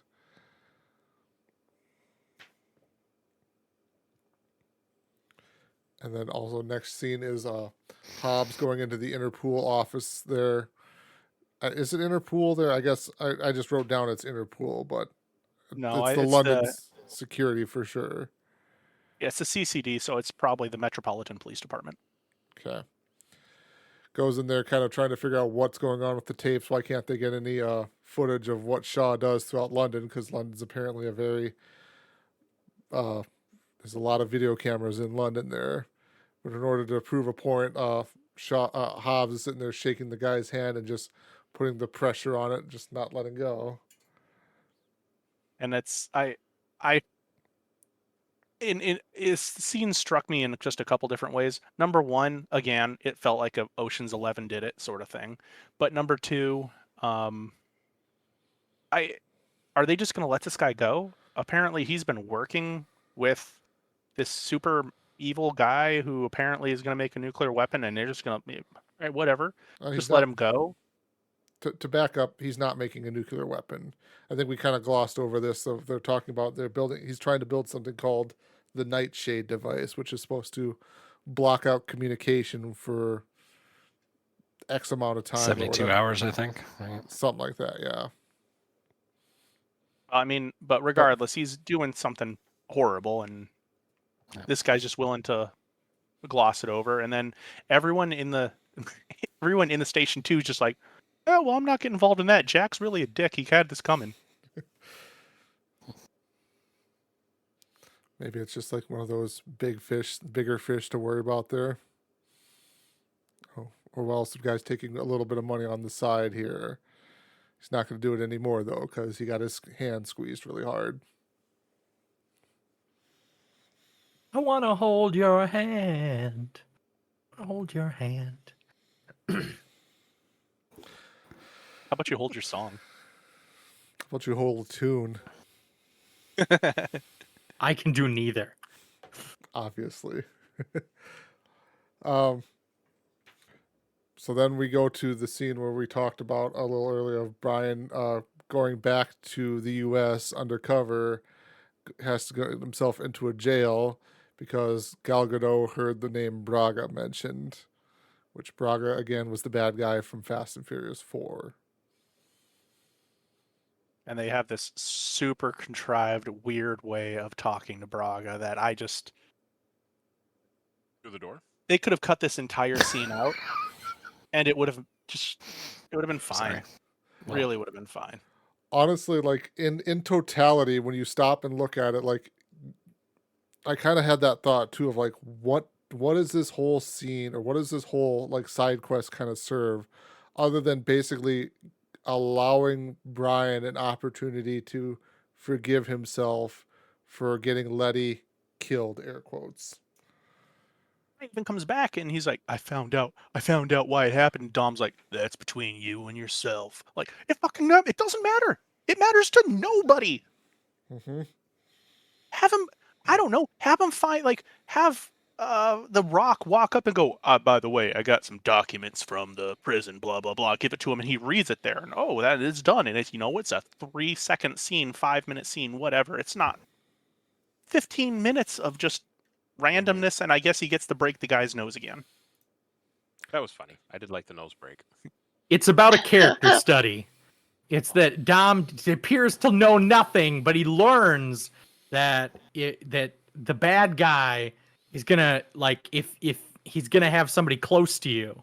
So it's supposed to foreshadow the mole. You mean Brian?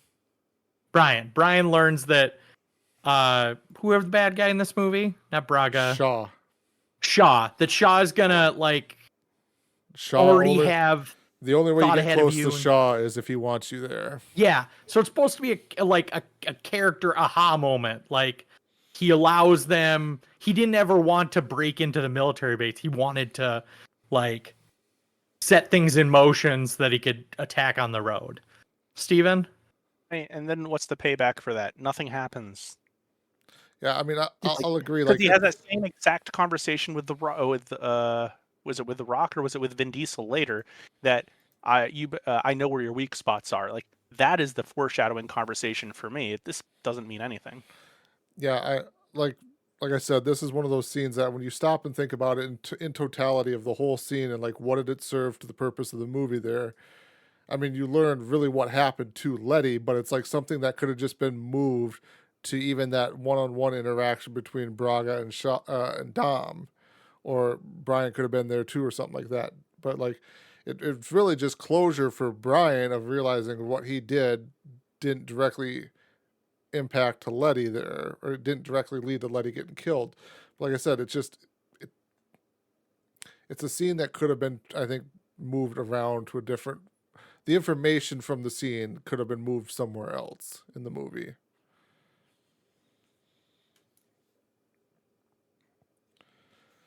And then after Brian makes his triumphant return back to London. Wait, no. Is he still there? Nope. Brian's still in LA, but we get Vin Diesel going out to look for his own information at the first glimpse of the London underground car racing scene. Which you had in bingo cards for days here. Yes. You got girls dancing. Got shiny cars. You had all. I forget exactly what all the bingo things were, but you had a lot of them here. And then Dom and Letty have their race. Their Dom challenges Letty to a race, which I think is one of the weirdest races because it's like they leave from a starting point and then they just cross some random finish line somewhere else. It's not even a finish line. It's just like there's some random line on the road. It's like, oh yeah, we crossed that. We're done. Gary? Conspiracy theory number 3. Oh, What are they racing for? Respect. How is I think that a that's a conspiracy theory? I think that's real, right? That counts. Originally, I think they were supposed to be racing for pink slips. Because it's like, I think the conversation was like, you want to race? Well, you could end up losing your car. And so it's implied that they're racing for their car, but then they both just walk away. No money changes hands. No awkward favors. Like, just raced for fun. We just did something super dangerous through the middle of London for absolutely no reason. And I was going to say, it shouldn't strike me as anything different because we did have all those Tokyo scenes, but just they zoom through London. You go through, I'm pretty sure, Piccadilly Square. I'm pretty sure you go through just Trafalgar Square. Like, there's a lot of places where they would have probably gotten a car accidents, and obviously just we're zooming over that. It's London, baby. It's London, baby. Baby. Thank you, Rita Ora. Okay, thank you. I knew she had to be somebody. I just didn't know. I didn't spend time to look up who it actually was. She from something From- else? She's a pop star. So Want You Back was, I think, probably her biggest US hit. I didn't recognize the lyric.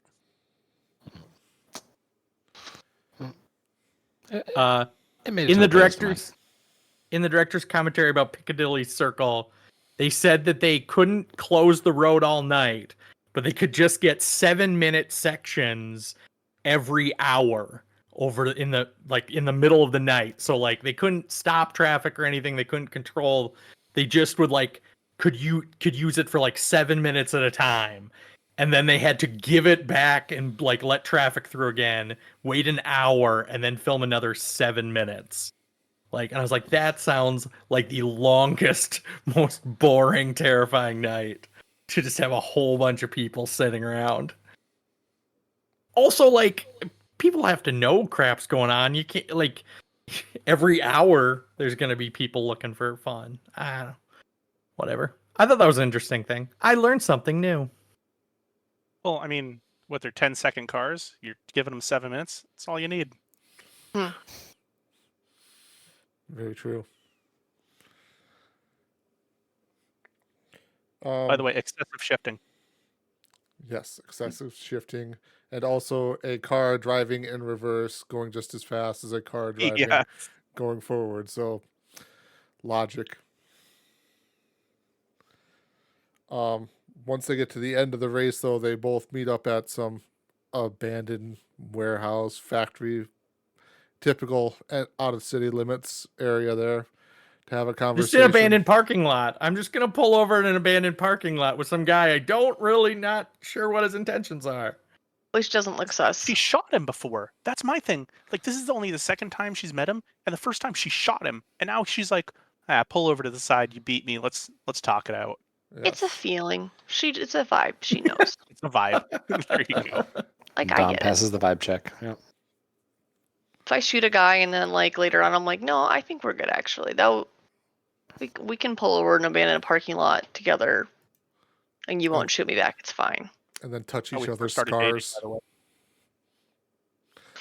That's how you know they're cool. They touch each other's scars.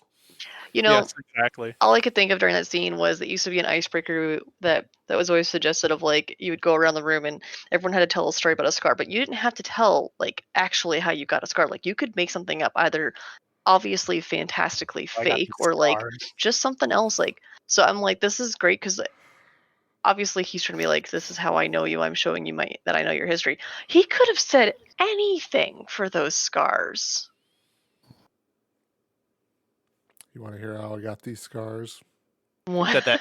I know I'm stealing that from you because nobody Jerk. heard it the first time. I know.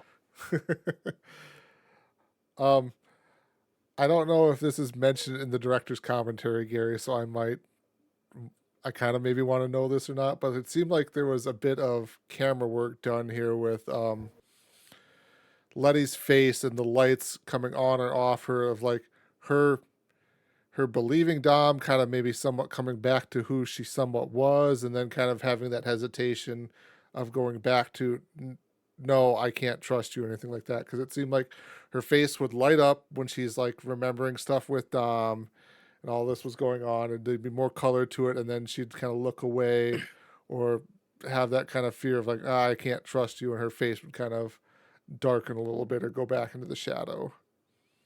The director actually talked about how he filmed it in such a way that they're always both on screen. So they both had to be like at 100% the entire time, because you can see each of them in their reactions. They just kind of do a lot of kind of spin around them. So like it couldn't just he felt like it was inappropriate to cheat on that scene and like just film Dom's face and just film Letty's face and go back and forth. Like he tried to make it feel more coherent, so you could always see both of them and both of their faces and like at least a side profile in every shot.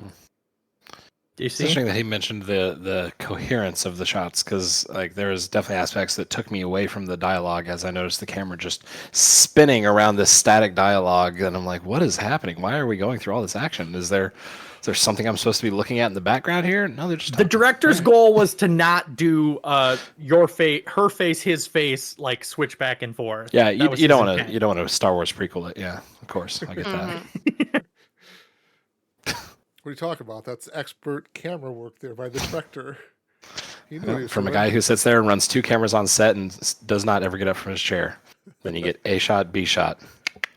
Done. It's like Next poetry. You don't question- It rhymes. You It rhymes. Right. It's gonna be great. It's gonna be great. You don't question John Candy's camera work. Who's Jeff? What? It's all right. Just keep going, Gary. They And got it's- it. Any? And then so And Letty continuing. leaves, and then Shaw shows up to have his conversation with Dom. And so this is the point here. But Shaw talks about the weak point and weak spot and everything like that. And there's the contrast of Shaw talks about more about precision with his team, and Dom is his family and everything like that. But like, I remember, I think, well, I watched this in the movie theater. I remember that, but I kind of like distinctly remember of like, I think it end the movie like right here, because this kind of felt like this was a time when they did a lot of 2-part movies. We're getting into a time where they're doing a lot of 2-part movies, and this so felt like it was building up to just a cut to black, credits show, part 2 coming summer 2014. You mean like Lord of the Rings? like that sort of movie? No, not at all. No, That's there are multiple books in Lord of the Rings. yes, Lord of the Rings is different because And you it was a knew- known entity, but Yes. if you don't know how to read, it was quite jarring. But anyway, we can move on. Yeah, I I'm did just gonna- not get the sense that it was gonna like dramatically end there. But I mean, it just felt like for me, it was just building up, and then it's like, okay, they're gonna part ways, and then it's going to like cut to black or something like that. Because it, like I said, it's just the movies at the time. It had me just kind of thinking that at the time, of just like, I think they'll do like a cut to black here, and we're gonna just roll credits. But like I said, it's a me thing there for sure. Anything else kind of from that scene there? Anyone wanted to talk about a little more? A lot of head shaking there. Okay.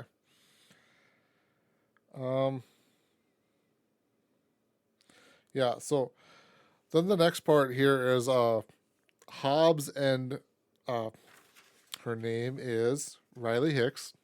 I'm gonna keep writing this. I'm gonna rewrite this all down here in my book. Fade enough, you'll remember it. Riley Hicks. Somebody Riley wake Hicks. up Riley Hick- Hicks. Somebody wake up Hicks. Like after this, those two are going to go and arrest Shaw themselves. It's like, you had the entire Interpol agency go one time, and then now you two are going to go yourselves here. Totally going to work out, I would imagine, against Shaw's entire crew. It'll just be you two versus the entire bad team. Makes perfect sense. Hobbs even mentions that's why he needed Dom's team. He's like, if you just go up against him just yourself, you won't even get close. Mm-hmm. All right. Then the next note I have, because I know I just kind of skipped a few scenes here, was the how we were talking about the Harley Davidson stuff being blacked out there. Trying to get to it to grab a quick screenshot of it, but there's a shot of the back of a monitor that Ludacris is looking at. You can clearly see there's the LG logo on there, but it has got like a piece of black tape over that. Yeah, I've got it. That's fantastic. I was just like, this is like the first time I noticed it too. I was like, oh, that's really I must have weird. missed that. Oh my gosh, I did not. Oh my gosh, you can straight up see They it. they push the tape in so hard that you just read right through it. It's great. Yeah. That's interesting. I love the number of monitors he has, by the way. I'm glad you posted this picture because I forgot the number of fucking monitors he has right here. I feel like a tech wizard and I have 4 monitors. This guy has 1, 2, 3, 4, 5, 6, 7, 8, 9, 10, 11, 12.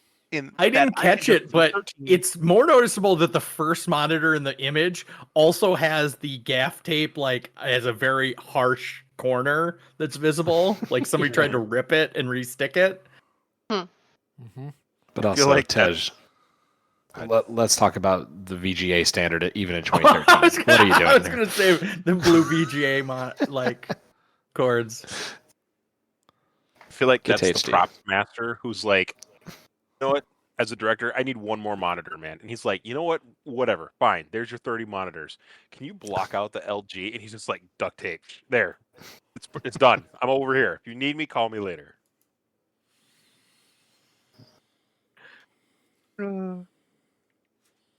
Oh man. it's Also, ridiculous. I'm pretty sure, as you showed a picture, it's also a Dell keyboard, I believe. There's a Dell logo right at Could the be. top. Mhm. Did not see it. Oh, well, you can kind of. No, I think it's got a piece of black tape on it as well too, because there's just a black rectangle there on the keyboard. Oh. Screw these guys. They Uh-huh. didn't pay. Yeah. Right. A Logitech mouse. Yeah. An iPad, an iPod. I'm pretty sure. Nokia did pay though. That's a 'cause we get to see Zune. that. I'm pretty sure that's a Zune. Soon? No way. We're seeing Or it's a wild- BlackBerry. It might be a BlackBerry. Anyway, all the listeners are listening to us react to a photo that they can't see. So Oh, you're talking that white thing on the desk? yeah, That's we see that in another shot. That's where we see Samoan Thor whenever he's calling in. So That it's- is his Nokia phone. Oh, They paid. no. Mm, Ah, that's a phone. Yes. That's an old phone. you're an old phone. What do you mean? It has a keyboard on it and everything. That's high tech. I mean, I definitely got a "What's that?" from my daughter, but to be fair, she was doing it the rest of the entire show.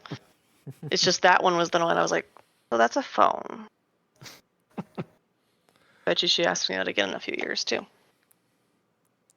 When you do your rewatch of the Fast and Furious franchise with her, this is what you watched when you were younger. Now you can fully appreciate the majestic beauty of these series movies.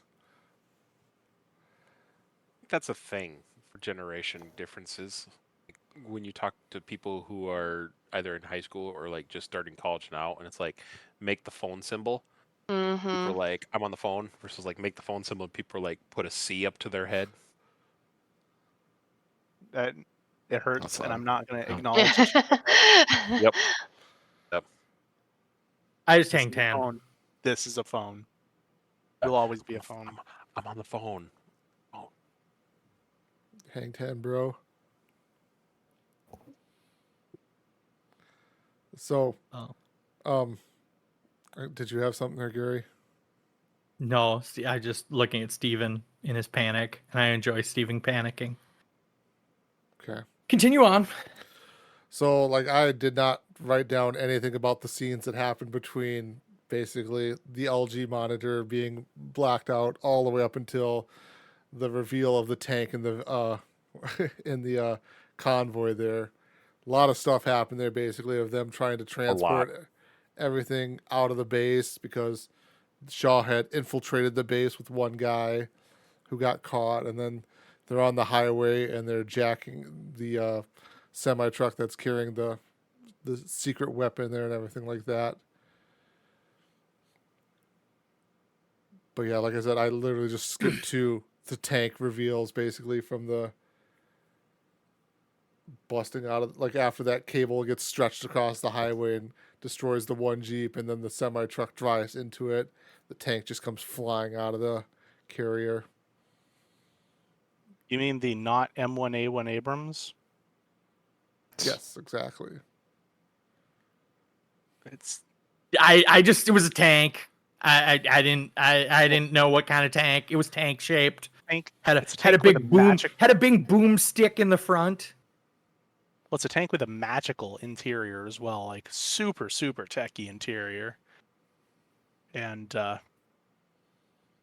Tank's not half that. I mean, I'm playing Arma and I'm looking at control screens and stuff like that inside of tanks. yeah, fair enough. Not the way they perceive it, at least. But I don't know. This scene It's is badass. something. It's something. He rolls over so many cars. So many cars. It Well, you can. Why not? Many is people died in the horrifying. making of this scene. Yeah, like every time I was just like, I thought they said in the test footage, they were in some test footage and they determined like that actually what happened. I was like, oh, we need more of this. But then there apparently is also, there was medium-sized tanks and then lightweight tanks. So they had multiple versions of this tank to like get certain shots. Oh. Steven? I mean, that's interesting. What I was going to say is, so in between all this happening with the tank as well, there's a neat scene where Gal Gadot jumps onto, from her motorbike, jumps onto one of the bad guys' cars and is about to get knocked off. And then Han jumps onto the other side and stops him from knocking her off. And she pulls a gun and they share a look at each other. And I wanted to say, before anyone else said it, in my notes here, I have never seen this movie before. She does that look and she smiles at him. And I immediately paused and I wrote down, they're going to kill Gal Gadot, huh? Because I just took, it's that one look and it was this is going to be we're going to finally be together. Everything's going to be great. And I'm like, oh no, they're going to kill Gal Gadot. That's funny you got it there. I got it like knowing what happened. I got a definite heavy vibe when they get back to the base. And they're like, what do you want to do next? Well, maybe we finally go to Tokyo. And that was like, oh, like sort of the like we need to get from here to Tokyo. And this character is never mentioned in Tokyo. Like, whoopsies. There's Got to definitely write her out of the story. definitely a heavy like focus if you can call it heavy, between those two characters in this movie. There's definitely a focus on them throughout the film. And I think they're trying to build it up to break it down, right? Yes, Because they're trying to make it for us. Standard like movie trope there. If you build something up there, or it's even happens in TV too. Like a lot of times, I remember with like the Walking Dead show, like, oh, this character, a random B character, all of a sudden comes out of nowhere and is really in the episode a lot. They're totally going to survive to the end of the episode, right? Nope.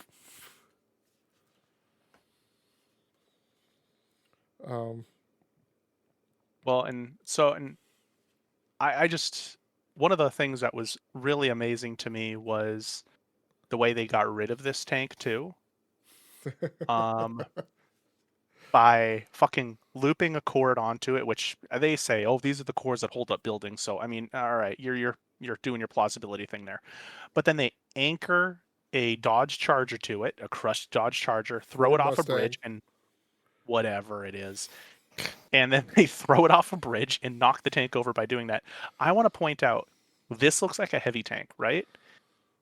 The M10 Booker, which was just rejected by the Marine Corps, I believe, was it, nor the Army, one of those two, rejected by the Army, which was supposed to be a light tank, weighs 38 to 42 tons. I don't care how much your Mustang weighs. It is not going to pull over even a light tank. This does not look like a light tank. Well, it wasn't the Mustang itself pulling it over. It was when it got lodged into a bridge ramp or a bridge structure there. Okay, I'm gonna go one step further above Steven's like car weight. On the rewatch, I caught that the cable is actually should have caught long before this, because the car is in the opposite lane, right? Like it's on the opposite side of a divided bridge.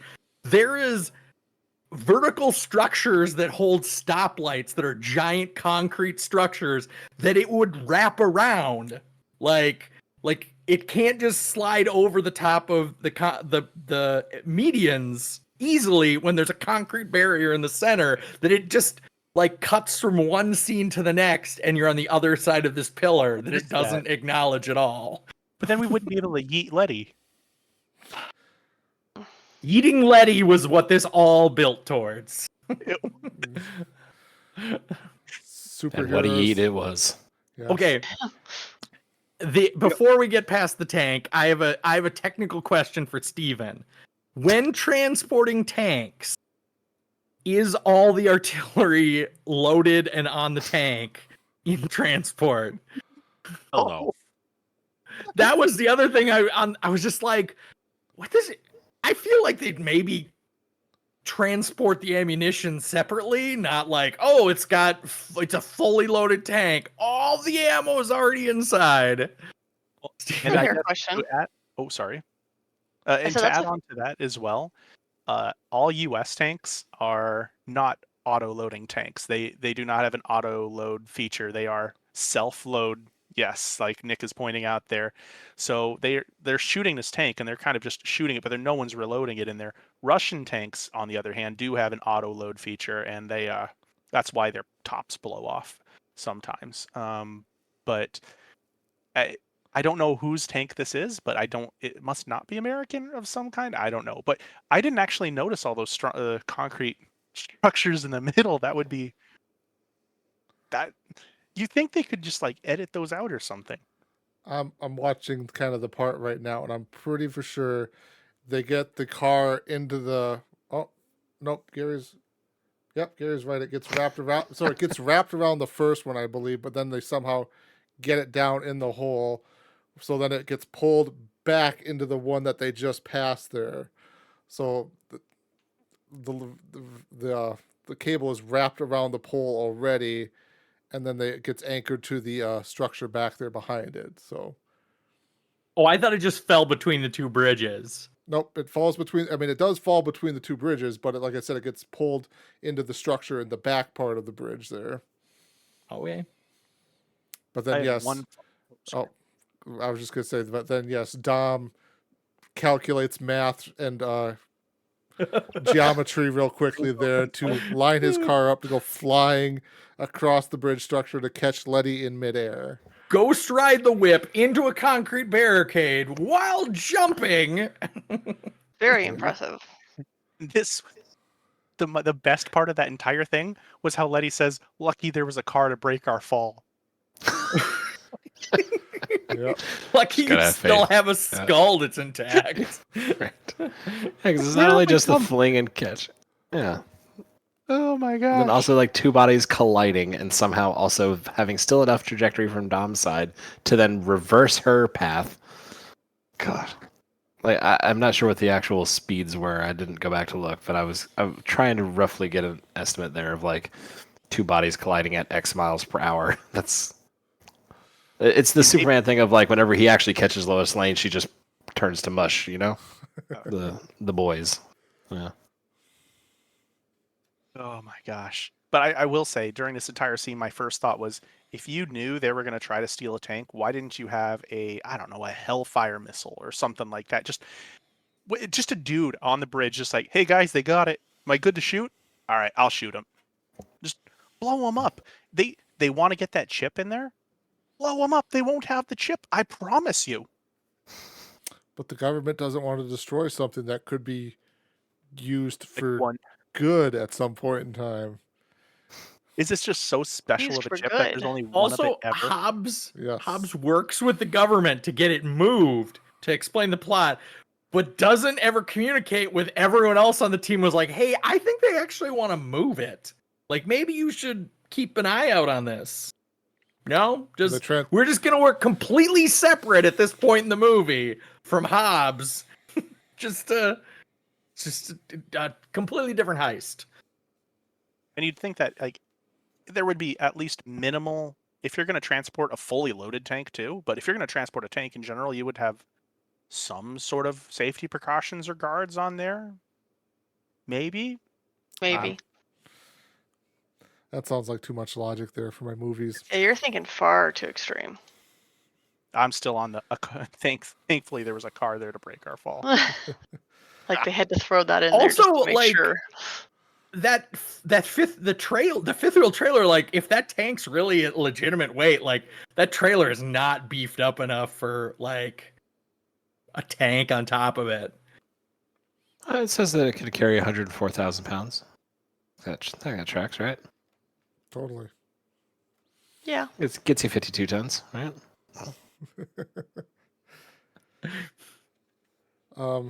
Then we get a little kind of mid-break there in the action there where the crew is all back at the military base. They've captured Shaw. They're having Dom and Letty are having this like reconnecting moment and everything like that. And then Shaw is revealed that he's got him one up still. It's almost felt like I thought they were going to do this slightly differently. I knew it felt like Shaw wanted to be captured, and I didn't know why he wanted to be captured. But like when they walk into his cell and he's just smiling, I'm like, what was the Joker thing? He wanted to get caught. He wanted to be put in the police station. As soon as I saw the smile, I was like, yep, this is not good. Did he want to get caught though, or did he just like have a backup plan in case he got caught? A plan, I Yeah, think. that could be. Yeah. I can see the Like, I backup mean, plan. if you're stealing a tank, like, do you need a secondary option? Like, that should be option A. Like, the problem is probably getting away in a tank. It's not a very covert vehicle. I don't know what was their plan. See, that's why I think they wanted to get caught. Because what was their plan to get away in a tank? You're not going to. What are you going to do? Drive 20 miles and run out of gas? I mean, this is also a universe where Hobbs's Hummer can keep up with the most souped-up supercars. So maybe this tank can just also hit 200 miles an hour and just EV. drive off into the sunset. It's got NOS. Got an odd one. There you go. But I do feel like maybe I don't know if What's the top speed that tank can get? tanks can move sorry. real quick. Tanks can move very fast. Nick. 35 miles an hour. Is that what you're roughly saying there, Nick? Okay. Sorry, yeah, something in that neighborhood. Depends. I mean, depends how much fuel is in it, how much hauling, all that crap would weigh into it too. But yeah, 30, maybe 40 some miles an hour has got to be tops. Just because I have the M10 Booker brought up here, the maximum speed of the M10 Booker is 40 miles per hour. So they can move pretty fast. But These are like sports cars that should be able to easily pass it. Yes. But then, as part of this master plan from Shaw, we realize, oh no, there is a secret mole within Hobbs's DSS. yes, his DSS team. Yes, Gary, the mole. Yes, we got it. Thank you. And it turns out to be DSS. none other than one Gina Carano, Riley Bum, bum, Hicks. bum. Yes, she couldn't be trusted. Just like Harry Potter, it's always the new member of the faculty. Yep. When we first saw her in the movie, and I had to like Google where she was from. She's from The Mandalorian, but she's also what is in Deadpool. And so when this, at the time, I was like, oh, look, she's a good person this time.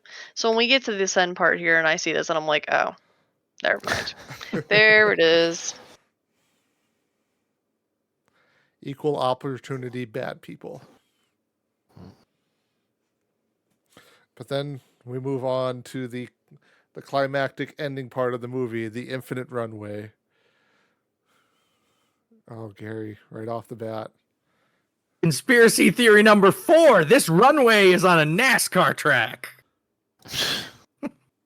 Okay, the Just runway in a though. constant circle. They're just making a circle. They're going takeoff speed, but in a circle. The vehicle actually Yeah. has an entire lean the entire time. The number of times that I was like, how long is this runway? And the number of times, like, especially when at some point when they're like, okay, go ahead and start taking off. I was like, you guys, everybody these days has been in a plane. When they start taking off, it's pretty fast. And yet we have time to do all of this stuff. And I'm like, this is just the whole, oh, we only have 30 seconds left, but we're going to fit 5-10 more minutes into it. Yep. I think, go ahead, Steven. I was going to say, my question here is, where was the Army? This is an Army base. Where's the Army? Where's the Air Force? Where are the anti-aircraft defenses to stop this fucking Russian something or another big-ass jumbo plane from apparently What getting in country there? are like, they in now? I don't Spain. remember. I think they're I still. think yeah. they're still at the He says Yeah. Spain, España. Yeah. That's what he. NATO base in Lusitania, Spain. Hmm. which I mean, so this giant Russian plane is flying all the way over to Spain, and no one's like, "Hey, bro, why is this Russian thing with like no transponder coming over here? This is kind of weird, man. Think we should scramble the jets?" Again, here you are looking for real world logic in my Fast and the Furious universe. Shaw's got inside folks on the air traffic control towers all along the route. Yep.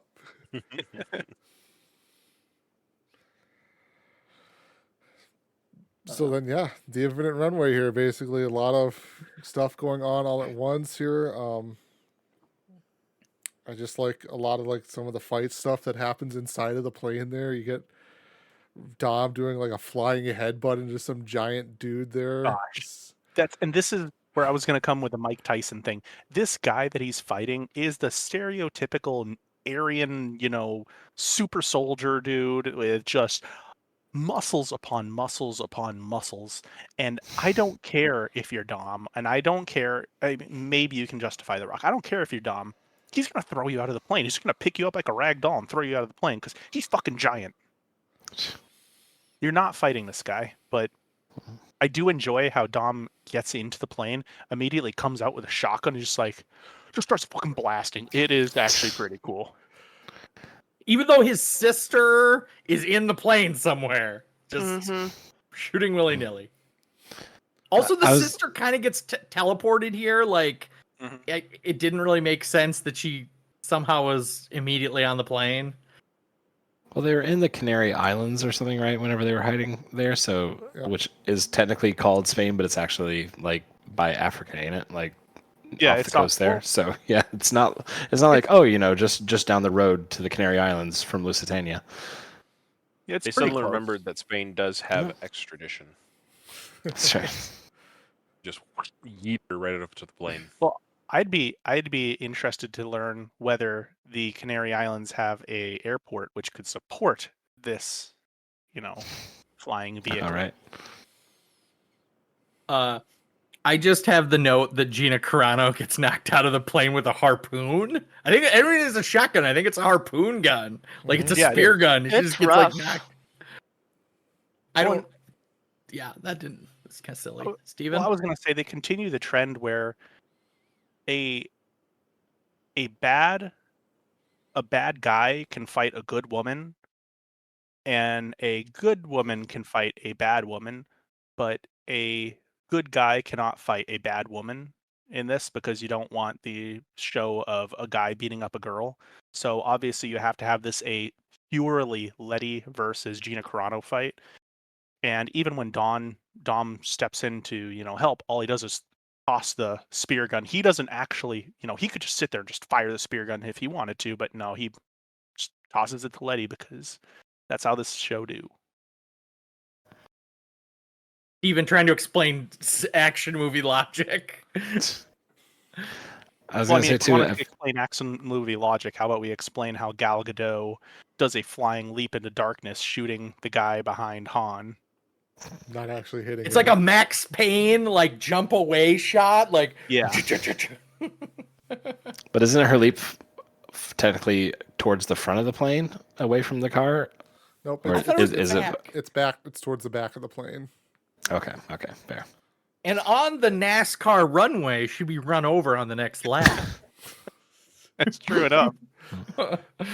Like in reality, like honestly, I think if it was a normal, like if you're jumping backwards out of a car, like you'd hurt a lot, but you wouldn't be necessarily dead. Yeah. Like she's the most feasibly alive person from the back of a moving Jeep compared to jumping one story out of a plane into a Jeep. Like that's not a bad idea. Here's my other question. During this entire scene, as well as they keep shooting at the keep shooting those harpoons at the wings to try to bring down the panels on Flaps. The wings. Yeah, flaps. Thank you. So it wouldn't be able to lift off. Why don't they shoot the engines? I was so confused. Why aren't you shooting your harpoons into the bottom of the engines so the engines catch fire and Yeah, Or- especially if it's high tensile steel. Like even if Yeah. it breaks, like it's still gonna suck in this high tensile that's my steel wire. thought. Maybe don't hold on to the harpoon gun while this is happening go. because it. I will say too, they always keep saying they're trying to aim for the flaps, and they're trying to pull the flaps down. When typically in takeoff, the flaps are lowered because flaps add lift and at slower speeds. They're not even helping. So- They're causing it to go up further. So I they're believe definitely- my full comment here is they pull the flaps down, but that just adds lift. So actually, fuck it, doesn't matter. So Yep. I didn't even catch that. I just assumed you'd pull the flaps up. Yeah, because you I want just the assumed they knew what they were nose of doing. the plane to go up. yeah, so it's the angle of attack. So as you lower the flap here, that basically is the same as lifting your wing like this, if it were still flat. So your chord of the wing increases, so you get more lift, like you lifted the nose up, but you get to keep your nose down and keep building speed. Yeah. So- I obviously I'm an idiot along with the rest of the audience that I thought that pulling the flaps down would eliminate your ability to take off.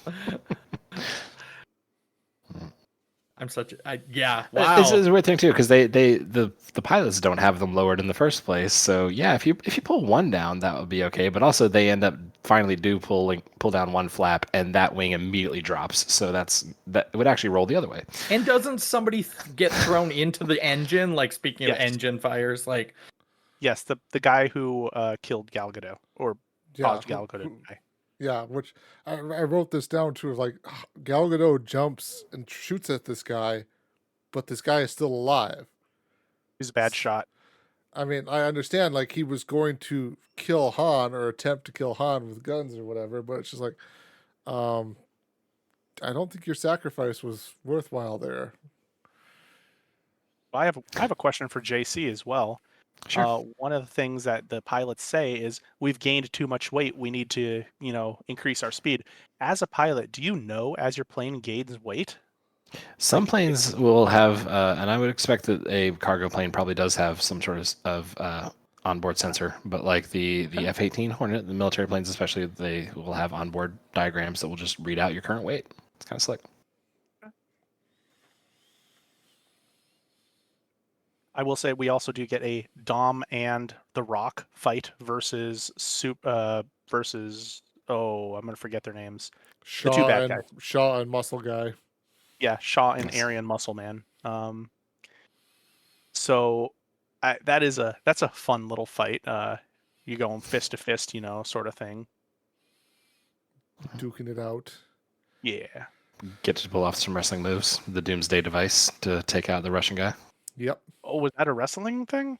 Yeah, the Dom just suddenly is strong enough to lift the entire guy onto his shoulders, as the Rock then, I'm pretty sure just from standing, but maybe there's a car he jumps off of, just like does a clothesline off to the guy's neck while he's on the shoulders. Yeah, that is the Doomsday device by the Legion of Doom, I believe. You are correct. There you go. Classics. I also noted that Dom and Brian have incredibly fast reaction times behind the wheel, but as soon as they have guns, they are the slowest reacting people in the world. Like, people will just be like just running between little boxes of things, and then they shoot like a mile away from the die. It's like, you guys are really quick normally, but apparently the gun trigger adds a delay of like a full second. Exactly. As someone who is replaying Grand Theft Auto right now, you should know that every character has a different ability to slow down time. Some people slow it down while shooting, some people slow it down while driving. These are all drivers. We can tell.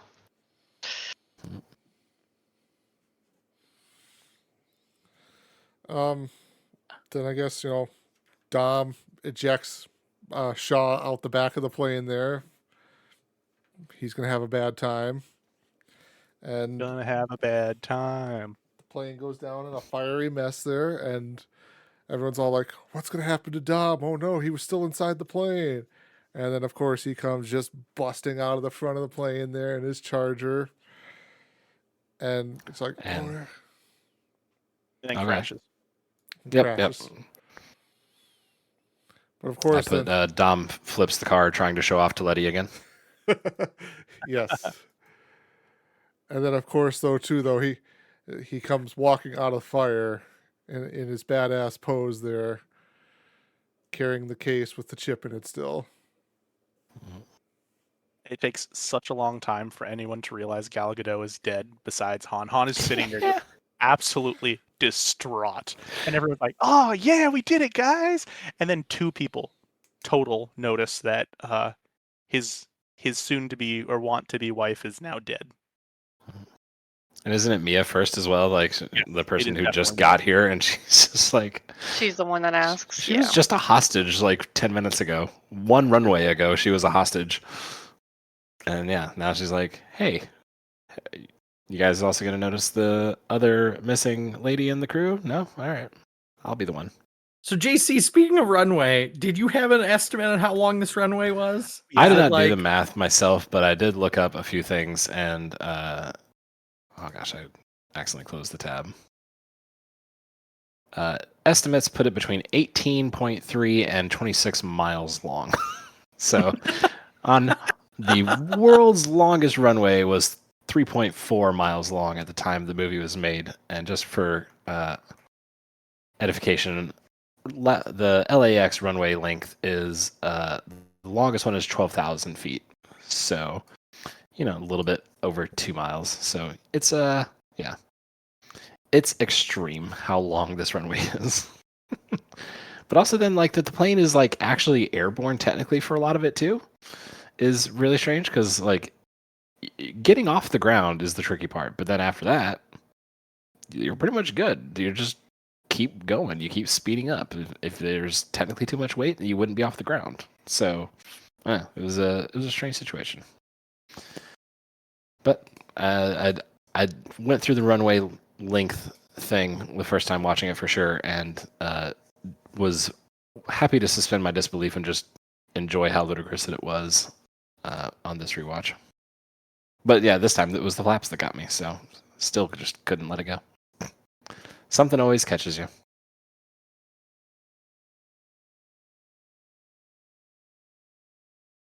Trying to look up the speed, the takeoff speed of this plane. You would. The Antonov AN-124. Oh. You think it's Also, the director said I that thought it he was an had IL-76. 4 different pieces of that plane. He had to make just the tires. He had to make just the wings. He had to make a cockpit. He had to make a fuselage. So basically, he said when he was done, he could have built an entire plane because he had all of these different pieces to do the individual shots. So, Macy's 100% right. It is a AN-124.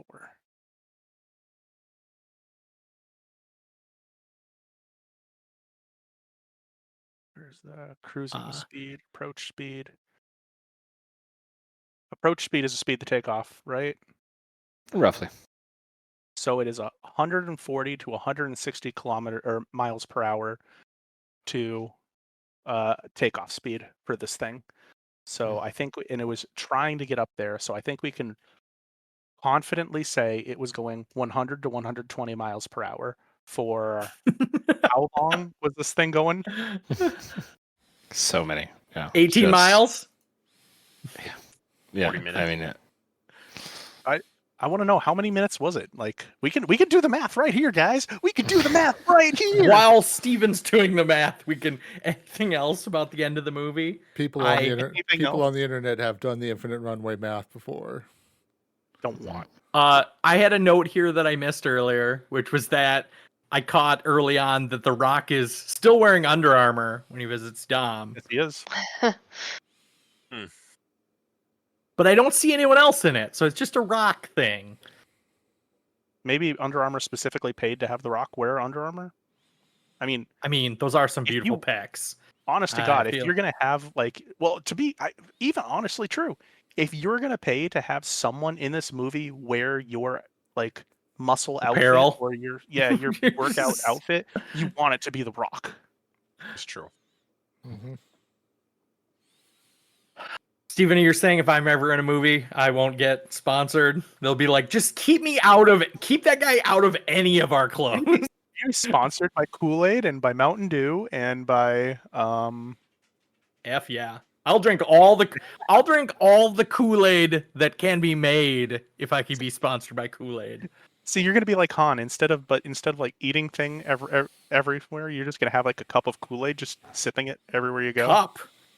I'm gonna have a 5-gallon container, 5-gallon igloo container on my back full of Kool-Aid, and anywhere I go, I'll be like, "Hey, why do you have a container on your back?" "'Cause I'm sponsored by Kool-Aid, and you can have some free Kool-Aid. I mixed it this morning." And that's how Gary gets arrested and goes to jail.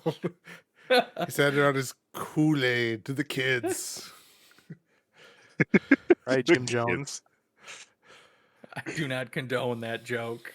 I was gonna be like, why is he passing out the Kool-Aid at all the elementary schools though? Come on, guys. Oh no. Come on. I like Kool-Aid. I don't like children. So this isn't funny. Hey man, I got called a predator earlier. Oh my gosh. Yeah. If the shoe fits. Took a turn. So anyway, they ask, name your price. What is it? The Rock walks up to Under Armour. Thank you, Don, and says, "Name your price. What do you want?" What does he say? Is it 1726? 1327. Yep. 1327. There you go. I'm curious if they didn't mention it if they had to do more renovations on this house because it is the same house again. But I remember in a previous movie that they talked about how the new owner of this house that was filmed in 1999 had beautiful rose bushes and did all this landscaping, and the film crew just basically had to steamroll over it to make it look like 1999 again. And then in this, it looks like they maybe just said F it, like whatever. Well, it looks I like assume been it's an abandoned house for 10 years. It looks like it's been abandoned. Like they make it look like it has been abandoned with like everything overgrown in the yard and all of that. Yeah. But yeah. And then they learn that they're free. They got their pardons. They're now free and clear. They came back to the U.S. before they were pardoned. They're just like, I'm going to come back. Maybe it'll work out. Obviously, the judges have kept their word before, right, on keeping the pardons. Right. Yes. Trustworthy. Yes, And they're all having a grill out back there. Of course, you have a family barbecue, and it ends with Roman giving grace there. Cut to credits. And then we get a mid-credit scene there with we learn what really happened to Han in Tokyo. Wait, was there an end credit scene too? Yeah, there was. There's the Did you mid-credit miss scene. it? No, I didn't see the end credit scene. I only saw the Oh, mid-credit scene. I thought that was it. No, that's what Oh. we're talking about. The mid-credit scene. There's Oh, nothing. yeah. So, yeah. Yeah. There's nothing after that Tokyo Drift. Oh, okay. Scene. Oh, Is that I what you're thought you saying, were saying you Tyler? were seeing that. Yes. Okay. Yeah, when Jason Statham apparently killed Han. Yes. Uh-huh. I actually went back and I watched that scene in Tokyo Drift just to see if I could see anything in Tokyo Drift to let it happen, and it was like, wow, they really didn't expect anyone to go back and watch this, did they? Yeah, whatever. Apparently this scene was what got leaked from this movie. Was that apparently the leak was that Jason Statham was in the post-credit scene and he was throwing dog tags or maybe the crucifix. Like that was what the director said, is like that's what got leaked from the script, was like this stinger at the end. And it was like he's like, I think I knew who released it, but I don't know. I always find it interesting that a director acknowledges like, yeah, we had a slip. Sure, it happens, everyone. Mm-hmm. Who among us hasn't? Yes, exactly. Who among us has not? I mean, for 5 gallons of free Kool-Aid, I'll tell you any secret I've got. Note to self. All right, well, that does it then for the 6th movie in the franchise. So, Gary, you have your list of questions you want to run through? Sorry, cough. Okay, we're gonna go around and get ratings, and we end with Tyler because his is the least important and he has the most ratings. So JC, you've been out of the game. Gosh. What would you rate this one? In any ratings, we've completely given up on any standard rating system. So, Gosh, I'm trying to remember what I rated. Like, I can't remember what I rated the actual first movies at this point. I still think that 3 is my favorite of the series. At this point, I think we're firmly entrenched in the point where it's such a blockbuster style schlock that it's. I say schlock in the loving way, but it is very much hitting those action movie beat points, and it's not really going to stray from those in any exciting ways. And so it's fun to watch, but it's not, to me, ever going to be something as interesting as Tokyo Drift. So I'd put it at a 3 out of 5 if I had to, but it's fine. 3.5. Nick, I liked this one. Not as much as 5. I don't know. I kind of feel like it's on par with 4 for me. Like similar to what JC said, it brings back a lot of the fun big beats of an action movie. JC, last time we were talking about these movies, I said there's the back and forth between is it a heist movie or is it an action movie? And you can't really have both. Like if one gets more and there's more explosions, it's like the understanding of the heist physics and logics go down and vice versa. So for me, I'd say 5 is still my favorite, and I would put this one a little lower. So for me, I'm probably going to go middle ground, similar to what JC said. I give Okay. it 3 Doms out of 5 Brians. Stephen.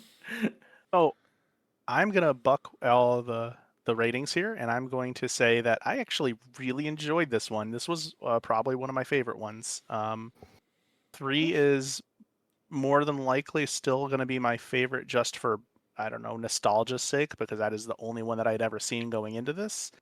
But I really enjoyed the majority of this movie. It really started to pull back in terms of it was really, really good in the beginning. And then as it started moving forward and getting towards the end, then it started getting dumber and kind of missing some really cool. Like I said, I thought that they were going to make this random, special operations agent that went rogue. He was going to have some special thing, or there was going to be a reason why he did it, and we were going to learn what that reason was, and he was going to be a complicated villain. Like what I said last time, what I am looking for from these shows, these movies, is a complicated villain. I don't want a stupid villain that doesn't make any sense, or that's just, there because he's evil. I want a villain that actually I can sort of empathize with, or that I can understand with, whatever it is, sympathize even. Don't worry, Steven. They get more complicated. Yeah, well, good. But that being said, I enjoyed a lot of the fight scenes. I enjoyed a lot of the, crash driving scenes. For how stupid the tank scene was, it was fun. I'll rate this a solid 16 miles per hour. What's the top speed? I'm not going to tell you that. I assume it's a tank, so it's 16 miles per hour to 40. You have to pay extra for that. Subscribe now, Exactly. listener. Amanda, what do you got? I went below with what you think that rating actually is. 16 miles an hour. Well, putting aside my inner panic of I don't know how to compute with your guys' rating scales, I actually, like Steven, enjoyed this movie a lot. I was very impressed. I think I'm moving the other ones down a bit in my head. I think I liked this one better than the last one, and I do believe I put number 5 as my favorite last time. So I'm gonna move it down a rank and move this one to the top one.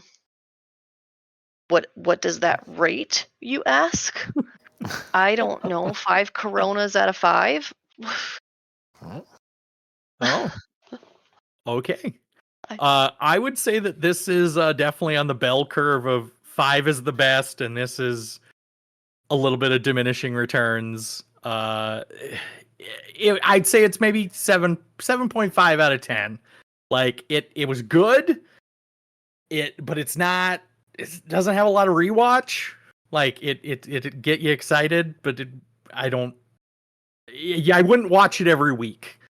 So yeah. Tyler, what did you rate this as on your first, and what's your new rating? So again, Gary, my ratings never change there. But Your ratings never change. You're a consistent. very always. rarely does my ratings ever change there. They're written in stone. Chassis does walk through the same river. So that the future generations can read them. Yes. So back in 2015, when I did a review for this thing, I gave it 4 out of 5 stars. This movie is such a great follow-up to Fast 5. The action-packed thrill ride continues to drive on forward, taking everything up a few degrees.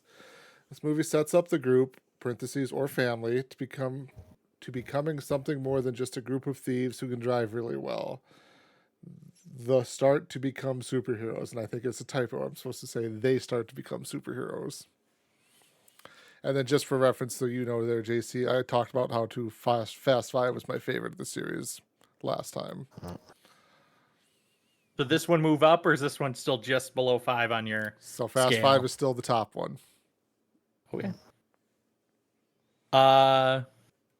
Favorite characters. We're gonna start with Amanda. Least favorite characters.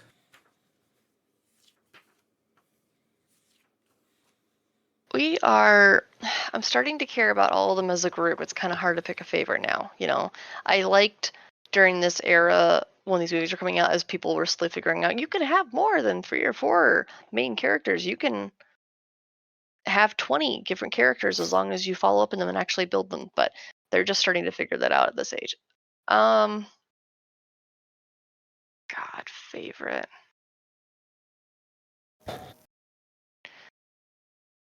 I think I'm gonna keep up with Brian O'Connor, but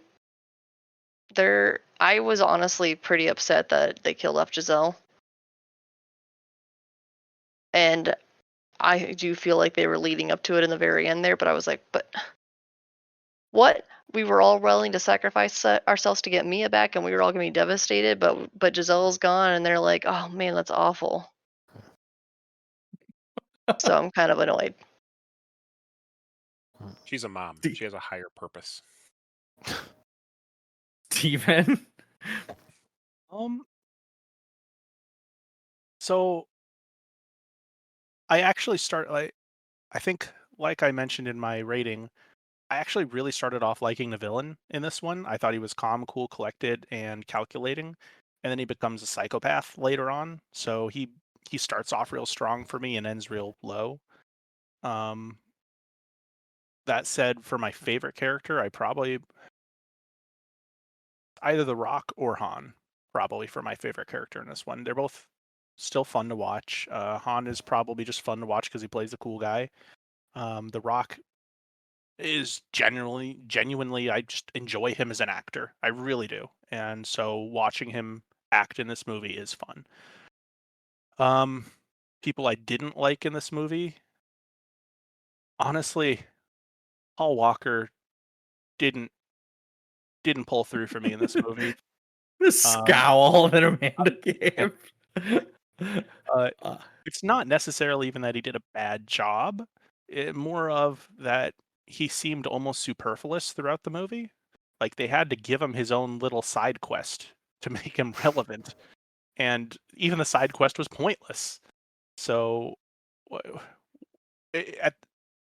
I know they had to bring him back, but there's a reason they wrote out those 2 comic relief actors from this movie. That's because they were Tweedledee and Tweedledum? Yeah, Tweedledee and Tweedledum. They're not shown in this movie. They disappear in Monaco. So he almost strikes that chord for me in this one because I don't necessarily see his point, and it still tries to focus on him to, I would say, probably the detriment of the movie. Okay. Tyler, favorite character, least favorite character? Sticking with the last one, my favorite one's still probably Paul Walker's Brian O'Connor. Least favorite, I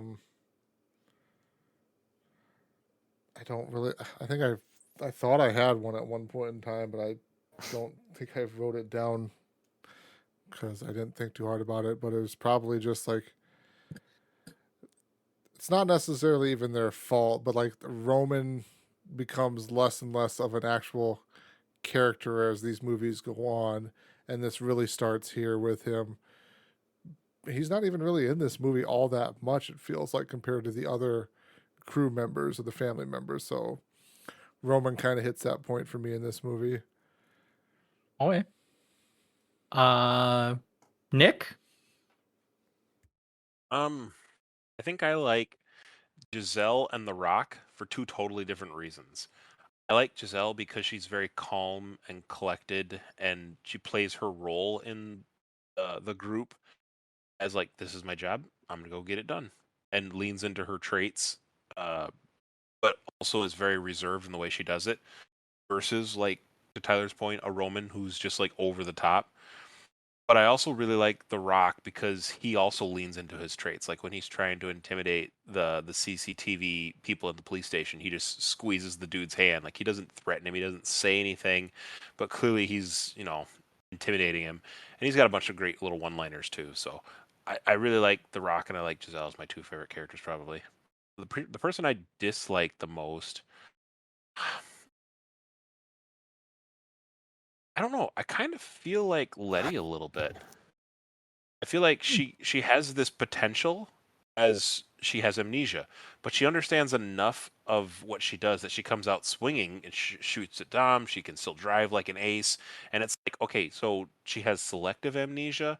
She just doesn't quite understand relationships, but everything functional about how to be a human being in the world, she knows how to do. It just seemed odd as a plot hole to me, but for this, I mean, it would totally derail everything in the whole show. So it doesn't. It's not something that I really got hung up on. And then when she does come around, quote unquote, it's kind of just like, okay, I'm now for you guys, even though there's not a whole lot in that development that gets her there. So it's probably more so the way she's written in this movie, more so than her acting, because I love Michelle Rodriguez. But yeah, probably Letty is my least favorite character from this movie. Just a poor. They didn't fully shape her out. Yeah, She I was a think there's a lot of punchline. Yeah, there's a lot of potential there. I mean, she comes back having previously been completely written off, so you could blank slate her and have her come in as like doesn't know anything. Or maybe rather than amnesia, she misremembers who Dom is, and whenever she sees Dom, she thinks of Phoenix, the guy who shot her from Braga's team, and like misassociates and then goes after him with like maybe a better justification. I'm just spitballing, but a better justification for having aggression towards him. Otherwise, yeah, it just seems weird that she's like, yeah, I shot at him. Next time I see him, all right, I'll let him buy me a drink. Okay.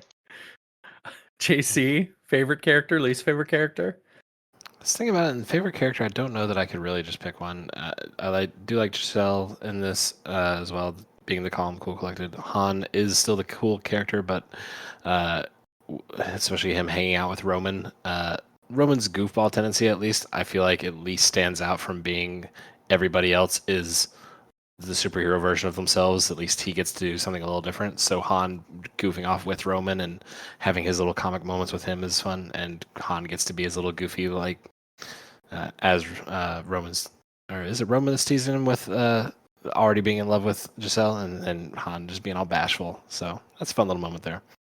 I do like The Rock as well in this. He's the one person who can actually leap off of a interstate towards a moving car and at least be like, he might could pull that off. I don't know. Maybe. Dom, I don't think you could do it. And yeah, least favorite character, I'd probably go with Hicks. I'd feel like she just was a very blank slate of a side character for a long time, and the twist catches you out of nowhere because you had nothing to go on with her in the first place. So it's like, Actually, great point. I completely forgot about Hicks. yes. Another reason she's not that great of a character, I'd say, is because you can just forget about her. And then you go like, oh yeah, she wasn't that. Huh. I would go with my favorite character being probably Tej. I just think he gets a lot of fun. He gets a rock, like a random side adventure with the Rock, buying cars and being kind of silly, and he gets the line, "They've got a tank." Yeah, I just think he's a fun character. And then least favorite is probably just all of the bad guy henchmen that don't get names. Big muscular guy. Bizarro crew. Yeah, the Bizarro crew. Prototypical Asian guy who's good at kung fu. Random lady who I don't even know if she has a line in the movie. She just like scowls at Letty when she comes You mean the back. blonde Like, She yeah, says like she says like two things. That's it, and the wink. and she does the wink. Yeah, so it's just, I think that they like. You could have just they just didn't, for giving them like multiple different kind of personality henchmen, they just didn't really do anything with them. That's a good point. So who do you expect to see again? Steven? Amanda? We'll start with Steven this time because he's not paying attention. Paying attention. Who do you expect to see again? Who do you want to see again? Currently, people who got shot out of the plane. The mole got hit with an harpoon, and the bad guy jumped out of the back of the plane. Giselle fell out of the back of a truck. No, that's it's either got to be Shaw or Gal Gadot. Either Shaw or Gal Gadot. I expect to see again at some point for because they're not dead. They got picked up and reassembled as a robot and sent to Russia and put in a frozen cryo something or another. So they became the Winter Soldier. Got it. That's exactly what happened. Who do I want to see it again? I'd like to see Gal Gadot again, and I'd like to see Shaw with a background. Amanda? I would hope to see Gal Gadot again, except for the fact that we know that Han got killed in Tokyo, so I feel like she's not coming back because they killed off the both of them, because that's just so romantic of them. Thank you so much. Bonnie and Like Clyde. Romeo and Juliet. Right. It's So only, I think it's only a they've good just idea if they both are dead. killed off two characters I like. That's it. We're done. I expect to see what's his name that we saw at in the end credit scene. I imagine he's the next villain because I'm guessing we're gonna go after him for revenge for Jason killing part of Statham. the I don't know if family. he's given a Yeah. name or a backstory Jason yet, but Statham. he's just Jason Statham. By this point, he was in the Crank movies. Is that probably his claim to fame? Like, That Couldn't The tell ya. transporter. transporter, What is what I know him from. Chip Chilios. prototypical action star. Hmm. How about anyone else who's seen it already? Who do you want to see? Who do you expect to see again? Without if you want to give any spoilers or misinformation. Misinformation. I'm with Steven. I do think that having rewatched this, there's Shaw does seem very one-sided, and you don't get a lot of understanding as to like who he is or what his backstory is. I don't remember, like Tyler said earlier, there's like the big item or the big like end scene from each of these movies, and so I remember what happens in 7 in that big end scene, but I don't recall a lot of like where the next villain really comes from. So it'd be interesting to hear more. I guess my want would be to hear more about where Shaw comes from, where the next villain comes from. They're kind of getting into this thing where it seems like the villains are all tied together, like how they tried to rope back in Braga. Gal Gadot used to work for Braga, and like there's a thread through them. They're not just one villain to the next villain, which logically would make sense, right? Like it's not a TV series where the crew randomly meets another crazy bunch of people. Like if you lop the head off one cartel, that cartel is going to have a power gap, and that cartel was actually owned by this group, and this person's going to come after you now because you've upset the dynamic of things. It would be interesting to see who this villain is tied to, or if they take out Shaw, who's the next big bad guy who's coming after them. That's what I want. I think it'd be cool to see Gal Gadot come back. Okay. I didn't even play the bingo game this episode, so I don't have any fun bingo times. But There's did a bingo this game. change your expectations of what the movies are? Kind of now they're kind of just a genre action movie. A little to no heist in this movie. No heist. So No just heist on their part. Yeah, I'd say Yeah. the Yeah. bad guy had a heist somewhere. Earlier bad guy Shaw heist stuff. Those aren't words. Those are just Yeah. nouns. So yeah. Whatever. Any other thoughts or questions that the group has at large?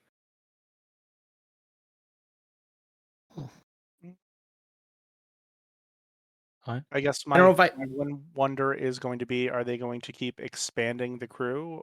We keep talking about how they maybe have too many people and too little screen time, or are they going to start whittling down the crew and maybe making the ones that are in the crew larger personalities? So What are you talking about? We lost 2 people. Well, we lost 1 person here. We know we lost another one in the future, and we're Yeah. missing those Or are they 2. gonna The Mormon Tweedledee brothers. Tweedledum. Mormon brother, yeah, Tweedledee Tweedledum. But are they going to be replaced? Is kind of my wonder. Those are I rookie think I numbers. mentioned it that this was supposed to be part of a second trilogy, so that's what Justin Lid considered. 4 and 5 were gonna culminate with 6. So like the plane heist at the end was supposed to like put a cap on this. They get to go back home. They're not they're not wanted anymore. It was supposed to kind of bow tie it up, even though he knew that the series was going to continue. He still bow tied it up. I believe this is his in this. I think he might do something later, but he did 4, 5, and 3, 4, 5, and 6, and now I think he said he was going to hand it off to another director for 7, and he was excited to see as an audience member where the franchise goes. Well, Jake Lynn, you've been a great person. Look forward to seeing him here. What did you call him here? What is that? Not his name, Jake Lynn? Justin Lin. Anyway, back to you, Tyler. Thanks, Maybe Jacoby by Jones. next episode, Stephen will remember his name. Well, next No. episode it's a Well, different, it won't matter then. Yeah. it's a different director. Because next time we are going to be watching the 7th movie in the series called Furious 7. Which is at the end. That is going to be our stopping point for this season of the podcast. Ooh, It's been a I long want ride. more. It's been a long ride. Maybe. So Concrete enthusiasm. to give Steven and Amanda full context, the same way we had full context when we were watching these movies as they were coming out, just to be aware, this is the movie where Paul Walker had actually tragically passed away during the middle of filming here. So Paul Walker's Okay. still in the movie and everything like that, but you will see some stuff in there that could be done slightly better or whatever, but just kind of keep that in mind that this is the movie. I knew it was unfortunately- one of these. Yeah, this is the That's movie, good to know. unfortunately, So where his- Paul Walker passed away.